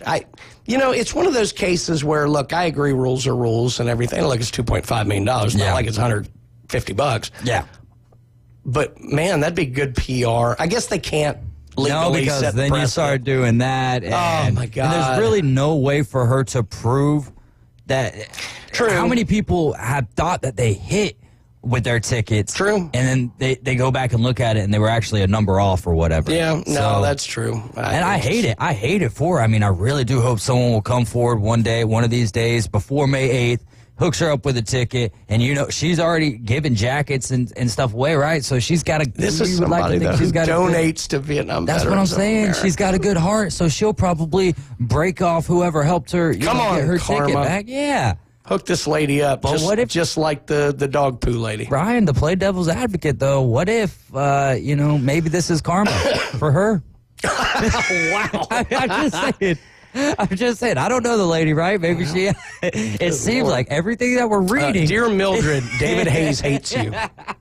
Hate's a strong word, and I don't dislike you, Mildred. If we're gonna, say that karma's a big factor, then hey, who knows what We're learning a lot here on the Inside Drive today, folks. We're learning a lot. We're learning that. Enjoy that 4 p.m. show today, David. We're going to have the Walker Brigade outside here picketing the studio. I can outrun them. I can't. And what I think it's just you're rubbing off on me, man. You come in on Mondays and your negativity. I'm just like, man, I love that. And I swear, I had not. I had seen the headline. I had not read that story. That story, that hurt. Oh yeah, that hurt. I feel terrible. Well, or it's the greatest scam in history. Meaning, God bless if she's making all this up. That would be hysterical. That almost, I would applaud her for that. Because she got me. Because this is. And on a sad note, what if she's dealing with dementia or Alzheimer's? Yeah. Then she's not necessarily making it up because she actually does believe that she had the ticket. I guess we'll never know. Or will we? Well, I'm sticking with David hates the elderly. Yeah. Okay. Don't wrap them all up into one. Come on now.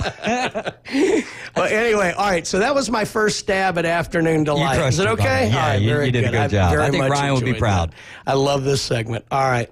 Well, we got to get to a break here. I got to see how many people are picketing outside the studios now. I think I've offended half of Bay County, but for the elderly ladies out there, that's David Hayes, D-A-V-I-D. Okay. All right, well, we're coming back. That's right. We're gonna talk Major League Baseball and why the Braves are not going to win a single game all year. That's coming up next. You're listening to the Afternoon Drive here on ESPN Northwest Florida. ESPN Northwest Florida. The Afternoon Underdogs. They're not all lovey-dovey. How you see, like in the NBA, everybody wants to be everybody's friend and dap them up and hug them and stuff. That there is a rivalry there, and that's what I want to see in sports. I want to see in sports where I want to destroy you. My competition. Yeah. I don't want us to be friends. You're on the other side. You're wearing the other team's colors. I'm not. I don't like you. I hate you, and I want to embarrass you. 4 to 6 weekdays.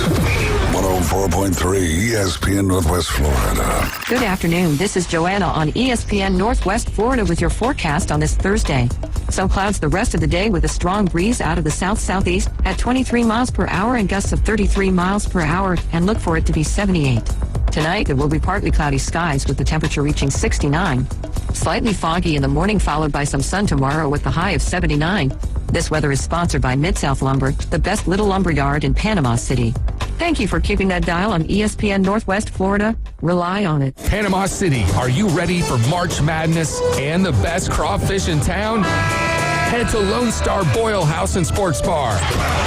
Watch 4 games at once, all tournament long, on the largest TV in Panama City. Wear your team gear and score big. Buy a drink, make a basket, win a free drink. Plus, unbeatable specials. 3 pounds of crawfish with corn and potatoes, just $25. Buckets of beer, $12.50. Lone Star Boil House and Sports Bar, 320 West 5th Street, downtown Panama City. With over 65 years of combined experience, Instant Replay Sports Cards is happy to help you take your collection to the next level. They carry all the new hobby boxes, signed memorabilia, and supplies. New and vintage cards and Pokemon. They sell and trade cards and are always looking to buy. They're an authorized source for Topps, Panini, Upper Deck, and Leaf cards. Instant Replay Sports Cards is open 7 days a week at 752 West 23rd Street, down from Academy Sports. It can always be reached at InstantReplaySportsCards.com. 4. Don't mind me. I'm just playing through. Now back to the Inside Drive, live and local, ESPN Northwest Florida. And welcome back to the Inside Drive. Brian Haddad sitting in for Ryan Mulvey today on a Thursday. And remember, ESPN Northwest Florida is your home for the SEC champion and Final Four bound Auburn Tigers. You can listen to the games right here on ESPN Northwest Florida as Auburn takes on the Florida Gators here for a chance to move on to the national championship game. So make sure you check in for that. You are listening to us live from the Golf Plus studios. If you are an avid lover of golf like we are, get out there to Golf Plus. Talk with Alan Watson. There's 2 locations, one up there in Dothan and then the other one at the shops at Edgewater. They're next to Firefly. And currently in the golfing world here, we are at the Valero Texas Open. And that is always the precursor to the Masters. A lot of the top names will skip this week before the rest, but this is in San Antonio. Currently, Keith Mitchell in the lead through 13 holes. He is 7 under. Brian Harmon, the lefty, is 6 under through 16, ahead of a group of 3 golfers at 4 under. Some nice names here. Tommy Fleetwood at 4 under through 16, Tony Finau and Taylor Dixon, all sitting at 4 under. The leader in the clubhouse is Chan Kim at minus 369, who has finished his round today. So good luck to those guys out there, and very much looking forward to Masters Week coming. I can't believe it's already upon us, Dave. Masters Week next week. And what better way to enjoy Masters Week than getting out and playing around yourself? Get out to Golf Plus, and they will get you set up to play your best golf. Well, let's overreact to some Major League Baseball. Let's go down the list of scores yesterday, talk about it, and then we'll culminate with, I'm sure, what's going to be the big talking point for two reasons here, that Dodgers-Braves game last night. My Yankees, apparently the torpedo has left the bat. Yeah. And I told you I thought it had more to do with some of the Brewers pitching than those bats. I do think the bat's a good idea. And I swear I saw a picture of Francisco Lindor.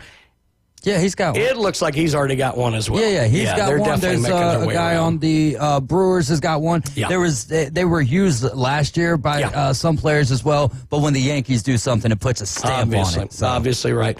So the D-backs got another one over the Yankees. Yankees now on a 2-game slide. It's all over. It's going to hell. I've given up. Okay. They're the Titans now. Oh, talk about overreactions. Zach Gallen gets the win. Rodon gets the loss. He looks so good in the opener, too. A.J. Puck with the save there. So Diamondbacks over the Yankees 4-3. Quite a little pitching battle here. The Rangers get past the Reds. A.G. and Kyle Wright not that happy, but 3 hits on either side. Rangers get past the Reds 1-0. Jack Leiter gets his second win of the year. He's 2-0 on the season with an 0.90 ERA.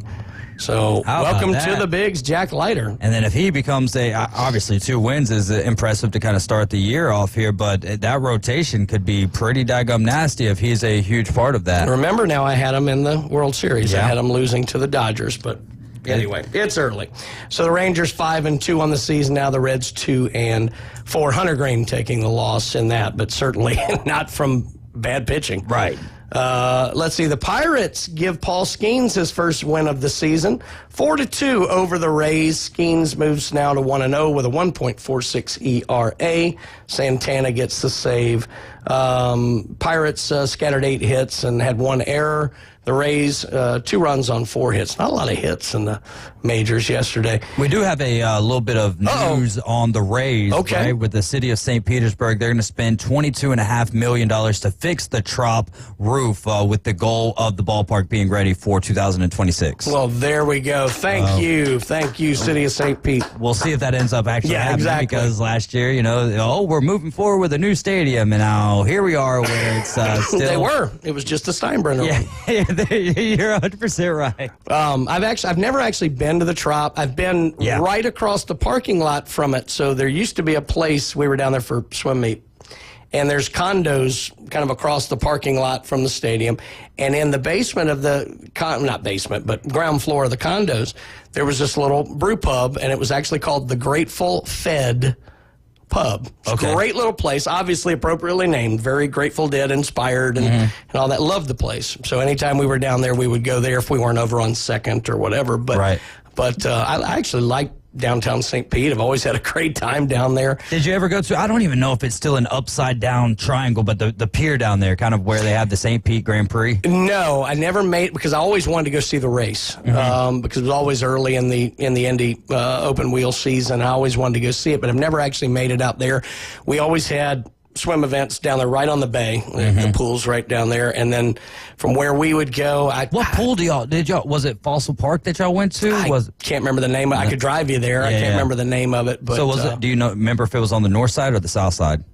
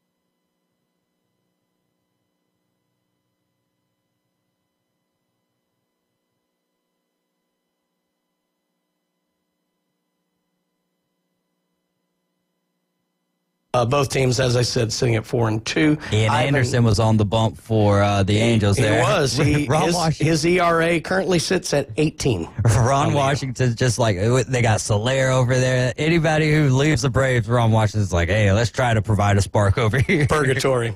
But the Cardinals, Ivan Herrera gets 3 homers in this game. Wow. So, big one there. The Twins get off the schneid in a game that the sport of baseball suffers in. The Twins beat the White Sox 6-1. Both teams sitting at 2-4 on the season. Harrison Bader with a 3-run shot to lead the Twins. Lopez getting the victory. We have the Blue Jays getting past the Washington Nationals. Nationals sitting at 1-5 on the year. That would look good to our favorite team. Yeah. And then the Blue Jays moving to 5-2 on the season. So if the Blue Jays keep up the winning ways here, my little Vladdy Guerrero to the Cubs thing may not happen. Yeah, that's a good point. But it could happen during the offseason. Yeah, Blue Jays looking solid here. Lucas getting the victory. He's got a 0.0 ERA. But 4-2 over the Nats for the Blue Jays. The Cubbies. Mackenzie Gore was the starting pitcher for the Nationals in that game. He had 13 strikeouts in his first appearance this year against the Phillies to start off opening day. So that's pretty impressive stuff there from the Blue Jays offense, who they're going to need offense throughout the year dealing with that gauntlet that is the American League East. 100% true. The Cubbies get the victory. My pick to win the NL Central.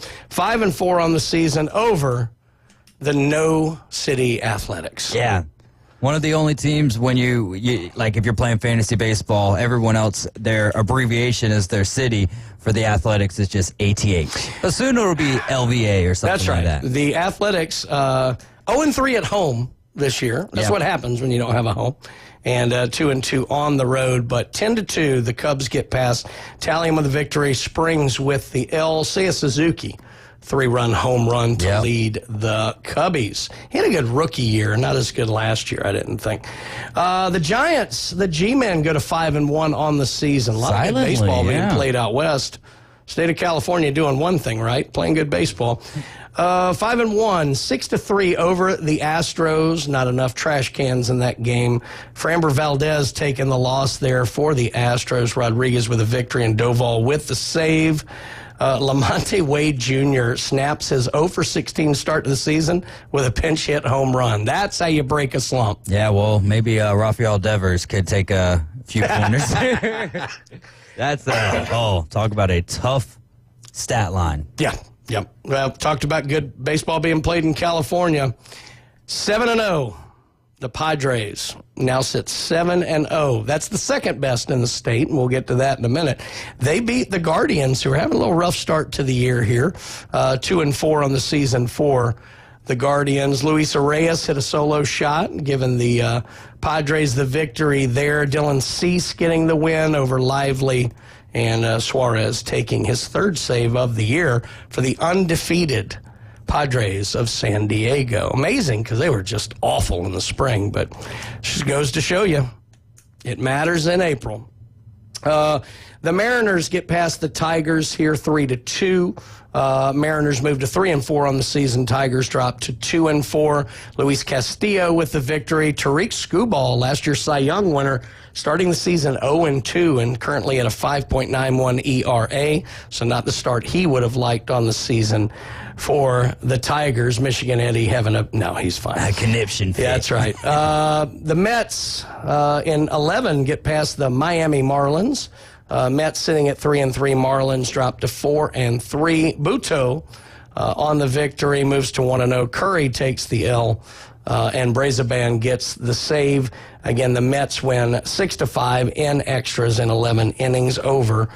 The Marlins, the Red Sox, moving to 2-4 with a 3-0 victory over the Orioles in Baltimore. Garrett Crochet gets the Vic there, 1-0 on the season. And what is that? Eflin gets the loss.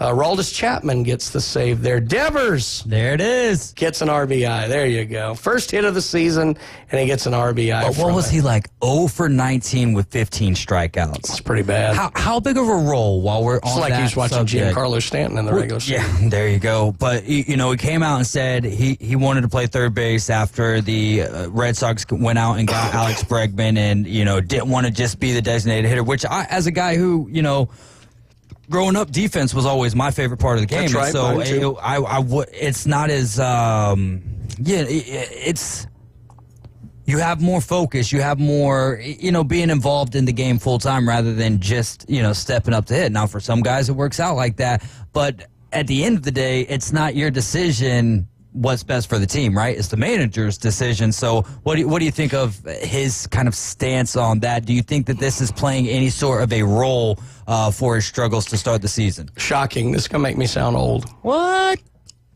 If you are a professional, you get it done based on where they tell you to go. Okay, obviously there are things you would prefer, what you like better. But we're talking about professional baseball. If you're told go play right field, you do that to the best of your ability. If you are told you're going to play third base, you do that to the best of your ability. If you're told you're going to be a DH on every alternate Thursday under a full moon, then you do that to the best of your ability. The whole point of being a professional is that you're ready for whatever the situation is, whatever is needed for your ball club. And so while you may not love it, and I understand it's difficult to process that, especially if you're a veteran, like Devers, you've got to be able to go, okay, I'm a professional, I'll get this done. And I'll be the best starting DH I can be, or I'll be the best third baseman I can be, or whatever like that. So that's what I believe. But obviously, just personally, it's going to be difficult if you're not doing exactly what you prefer. But as a professional, you've got to be able to put that behind you. To me, that is the true difference between you being a prep player and then being a professional player. So that's how I view it anyway.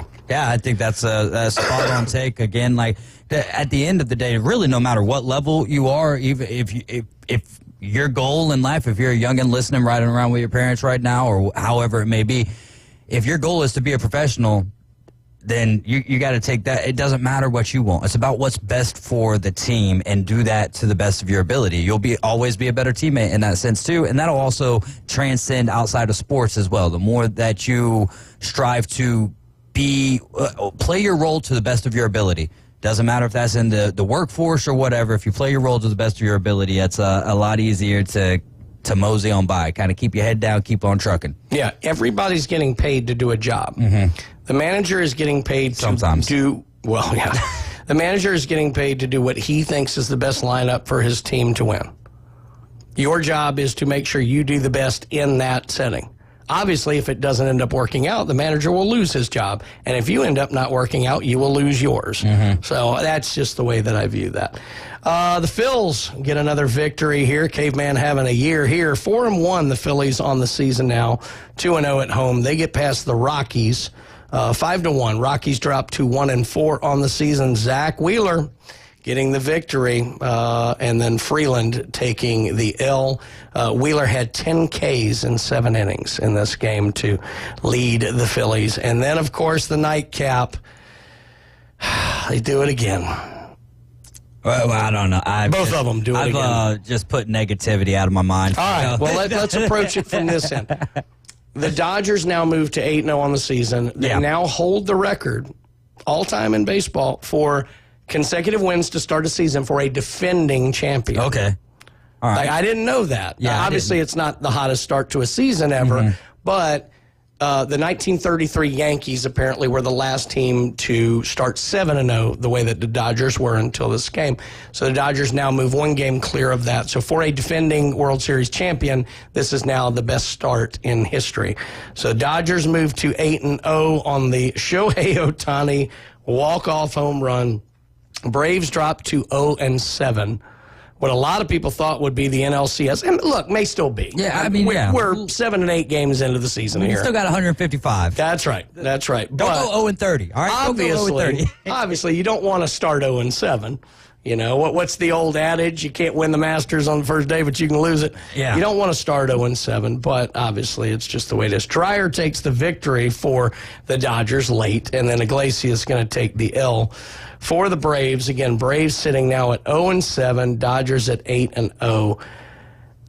Let me ask you this, David. Obviously, it's too early to panic, and look, these guys know there's 155 games left, but at what point... You obviously want to end this as soon as possible. It's like a slump. Yeah. It starts to eat at you. At what point do the Braves start, you start pressing a little bit, you get out of your game, and then it just feeds on itself? I mean, how critical is it, for the Braves to knock this out now? I think that it's, again, not overreacting, not panicking, but as we're talking about confidence, we're talking about momentum, we're talking about mojo, we're talking about human beings. Despite despite how we kind of forget that, take it for granted, these guys this is on their mind heavily right now. I'm sure that majority of the guys, unless there's a disruption in the clubhouse, are shouldering a lot of the blame on themselves as well. I don't think that you've got anyone in the clubhouse right now who can be like, oh, look at, y'all are doing it, but I'm sitting here playing good ball, because really no one across the board is. In fact, I mean, Nick Allen is leading the team in batting average right now at .364. He's played in 3 games, I believe, to this point. All of the mainstays in the lineup, everyone's just about or under the Mendoza line, which is not good. I think it's imperative to win 2 against the Marlins. You're at the house, the West Coast swing, that portion of it, a very tough way to start the season, but that is what it is. I think you've got to get there to Truist, and you've got to right the ship. Not everything has to be perfect, but you need to win the series. You need to get back to that type of mentality, and then, hey, whoever's next on the docket after that, try to, again, get back to that mentality where just win 2 games after back-to-back sweeps. That's and one of those being a 4-game sweep. And to start off, every game has basically been close outside of Sunday Night Baseball, and then the first game against the Dodgers, it was 5-0. Then we lose 6-1. Then it was 3-1. Then here you go, where you start off so hot and you have a 5-run lead, and that just dwindles down. And they're lucky that it even went to extra innings, right? Not like there's a rule in baseball that's sort of like the NHL where you get any sort of credit for extra innings. But the way that they tied it up there late in the game, it felt like the momentum was totally on the Dodgers side, and it ended up being that way anyways, with a walk-off from Shohei Ohtani, man. My goodness Ohtani gracious. Now with 3 homers on the year through the first 8 games, sitting 1 behind team leader Tommy Edman. So Tommy Edman, a better hitter than Shohei Ohtani, confirmed. Yeah, there you go. And the Dodgers are going 162-0. Oh, good God. That might happen. Now, look, I mean, do you think we all knew the Braves... What about 116, though? 116, that's the record. I mean, with their roster, you got to think it's in play. Mm-hmm. If anything, the one spot that hasn't looked that bright for the Dodgers so far is Sasaki. Maybe it was a little too much too soon. We'll see. Yeah. It's still real early with him, too. But, they don't need him. That's the beauty they have in the depth of their roster, is they can have a few guys struggle and give them some time. That's why I was a little curious. All right, maybe bring him over there to Tokyo with you and let him start one of those games just kind of out of a respect and a love for Tokyo. But then when you get back, throw him to the minors for a little bit. Let him kind of build his confidence up. He's still changing from life in Japan to life in America. That's its own struggle its own situation that you have to deal with. So I think if I was Roberts and the Dodgers, I would have had him start at the AAA level. I agree wholeheartedly. And they didn't need it. And we saw it with Jackson Holiday last year. You can mess with a guy's head if you get him up at the wrong time and so everything. And then fortunately, he was able to come out of that, came back up later in the season. But look, I wouldn't worry too much about the Braves. We knew going into the season, if you're going to start the season on the road in California to probably the 2 other best teams and the Phillies in the National League, I mean, look, it was a likelihood you're going to start under 500. Now, 0-7's another thing. You would have liked to have had just one, but and a couple of different. If the ball bounces a different way or two, then we could be looking at 2-5, which does that. You know, the way the Braves fans are on social media, really all fans in general, but Braves fans with the expectations that them as fans put on the team. Sometimes they're just it's annoying reading some of the group posts and stuff that they put up there. So, the world is ending for all of them, but 0-7 isn't, ideal at all, but you get the Marlins, you get to try to get back right on the track. And then on the other side, the Dodgers have the Phillies. I think the Dodgers have today off, and then they're going to be headed over there to Philadelphia for that. Then I guess we get to see how real are the Phillies, and then how real are the Dodgers. It's going to be a heavyweight showdown for sure. It's going to be something. I mean, this is as many storylines as I've seen through the first 8 games in baseball. So it's going to be a fun season for sure, and at least we're talking about something other than torpedo bats.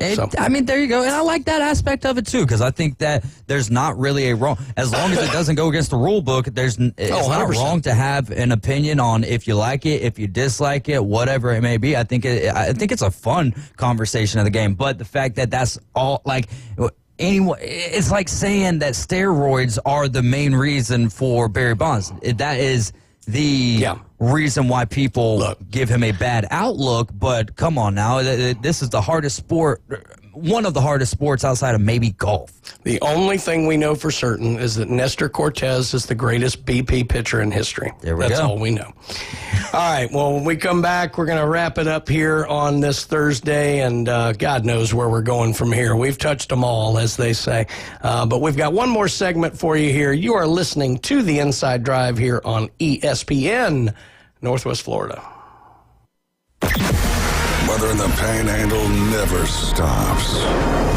Turn to 104.3 ESPN Northwest Florida. This is Joanna with your latest forecast. Up to the minute weather reports all day long. A chance of thunderstorms and moderate rain. In-depth storm coverage. Winter Storm Enzo. And breaking weather as it happens. Hurricane Helene. ESPN Northwest Florida. We do have a tropical storm warning. Rely on it. Have you ever met a single person in your life that enjoys paying taxes? No one does. If you can't sleep at night because you have a huge problem with the IRS, I've got some free advice for you. This service is strictly limited to individuals that owe the IRS $10,000 or more in back taxes. And if you qualify, we can guarantee that you won't be writing a big fat check to the IRS, or our services cost you nothing. The first 100 people that call today will get a free tax consultation worth $500. Stop worrying about your IRS problem. We can help you, we promise. Call the tax doctor right now. I mean right now, to learn more. 800-605-4650. 800-605-4650. 800-605-4650. That's 800-605-4650. Known for its crispy chicken tenders, flavorful wings, and generous portions, Lickin' Chicken has become a local favorite. Lickin' Chicken's commitment to quality and bold flavors keeps customers coming back for more. One satisfied patron shared on Facebook. First time at Lickin' Chicken, and I'll return often. Man, them lemon pepper and garlic parm wings were amazing. My daughter and I devoured them. They don't short you on the fries either. Lickin' Chicken, 1320 North Tyndall Parkway. Live from the 19th hole. I can't believe you're a professional golfer. I think you should be working at the snack bar. It's the Inside Drive. The price is wrong. ESPN Northwest Florida. And welcome back to the Inside Drive. Brian Haddad sitting in for Ryan Mulvey today, joined by David Hayes. And just a reminder, 0-7 start or not, we are your home for the Atlanta Braves. This is Braves Country, and you have a chance to listen to that historic first win of the season right here on ESPN Northwest Florida. I just don't know when I can tell you it's going to happen. Yeah, maybe this weekend. There we go. We'll start it off Friday evening. So make sure you listen right here. Also catch the Final Four this weekend here on ESPN Northwest Florida, your home of the Auburn Tigers as they take on Florida. And then we have Duke versus Houston on the other side in the all-chalk Final Four on the men's side. Women's side almost got there. Almost. But UConn, the funny thing is UConn was the betting favorite to win the tournament. Yeah. Even though they were a 2 seed. So you could kind of say that all chalk went through there. But I did want to add this, though, talking about the women's game. USC's Juju Watkins was just named the AP Women's Basketball Player of the Year. So how do you feel about that? You agree with that? No, I do. And here's what I'm going to say. I think she had the best season. I think Paige Becker's the best player in women's basketball right now. WNBA with, like, WNBA included? In women's college basketball. Okay, gotcha. I think she has the ability to be the best. And, I mean, she is such a total player. Juju Watkins is the most natural athlete I've seen in the women's game in a very long time. I mean, a very long time. She's still younger. She's a sophomore. She's only, I think, the 4th sophomore to win this award. She's not a Cheryl Miller now, but... Well, I mean, no one... Reggie Miller wasn't a Cheryl Miller, but no, Juju, I thought she deserved it. The only person who got any other first-place votes was Hannah Hidalgo from Notre Dame, who's also another outstanding player. I think Paige did not have the overall year that either of those women have. Paige is showing right now why I think she's the best player. Mm-hmm. So I'm fully in agreement with Juju getting this award. I just think right now Paige is playing better than anybody on the planet in female basketball. That would have been such a huge game, though, to have USC or Juju still able to play against UConn. Now, I mean, the numbers that would have brought was... It was why I didn't mind them being drawn in the same bracket, because I wanted to see that matchup, and you're not sure you're going to get it in the Final Four. Mm-hmm. But we were sure we were going to get it, and we still got USC, UConn. Yeah. It just, when Juju went down with that injury to Mississippi State, unfortunately, and...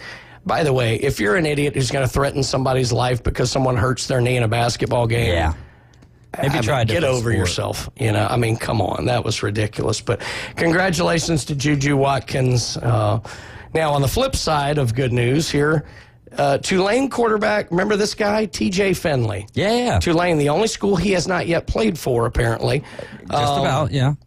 Is suspended indefinitely after arrest. He was arrested Wednesday in New Orleans on a charge of illegal possession of stolen things worth more than $25,000. Oh, now, I could make a joke and I could say it was all that NIL money from all the teams that he played terribly for, but actually he showed some signs at LSU. Right. I thought he'd be better at Auburn, and then it just hasn't. Where was it after that? Western Kentucky. I think he had to stop. Texas State. Texas State, then Western Kentucky, because he was at Western Kentucky last year. And then, now he's at Tulane, which that stinks because with that, like, did he knowingly, regardless if you're in possession of it and it's stolen property, you're going to be charged with that. But, like, did he know that he was buying stolen property, or however it played out, you know, because this just happened yesterday, so those details and obviously they're not looking up a lot of it, but apparently, so here's what happened. So Tulane has said that the length of suspension will depend on the outcome of the case. The school cited privacy laws. Now, university police responded Wednesday to an address where a truck was blocking a driveway. After looking up the license plate, police saw it registered to a vehicle stolen in Atlanta. So it looks like a changed plate thing. Finley arrived to move the car and informed the officer he had bought the truck recently.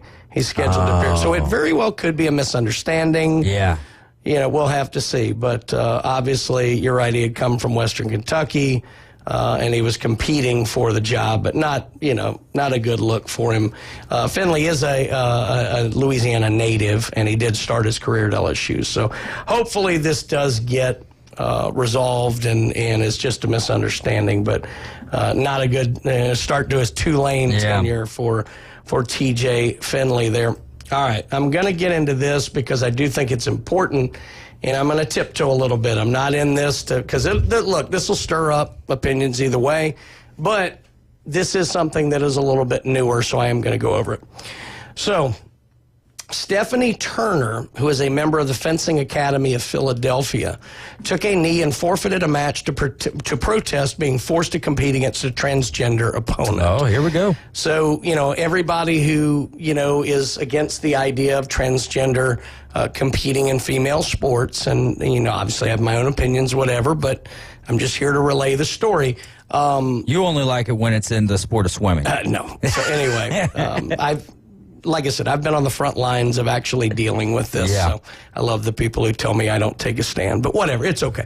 The point is that what you've heard oftentimes from people who don't like that this is going on is that why don't the women just refuse to play or forfeit? And you're starting to see it a little bit. Mm-hmm. And look, I'm not going to get in anybody's head. Forfeiting is a hard thing to do if you're an athlete. Yeah, it's quitting without you feel like you're giving up something and whatever. So to each their own. How they decide to deal with it, I've always left up to the athletes. But so here's what happened on Sunday.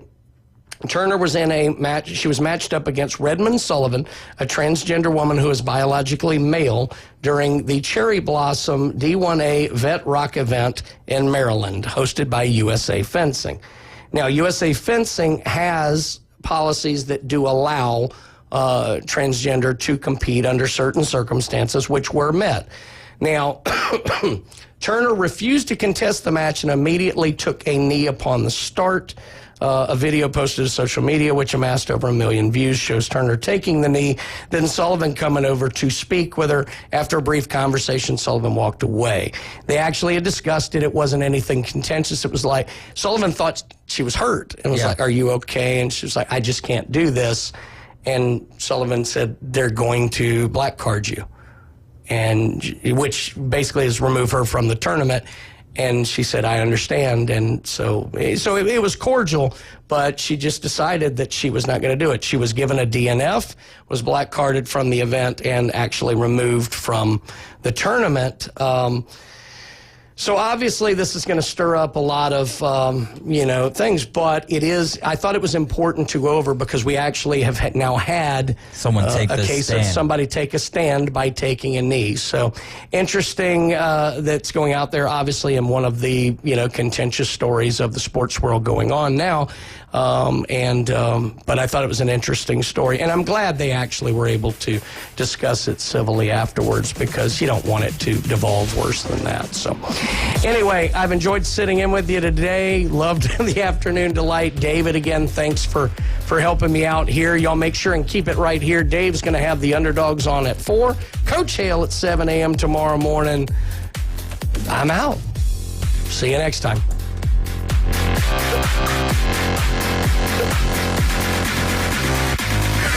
ESPN Northwest Florida. The Magic plays here. Tonight, the Orlando Magic land in Washington to take on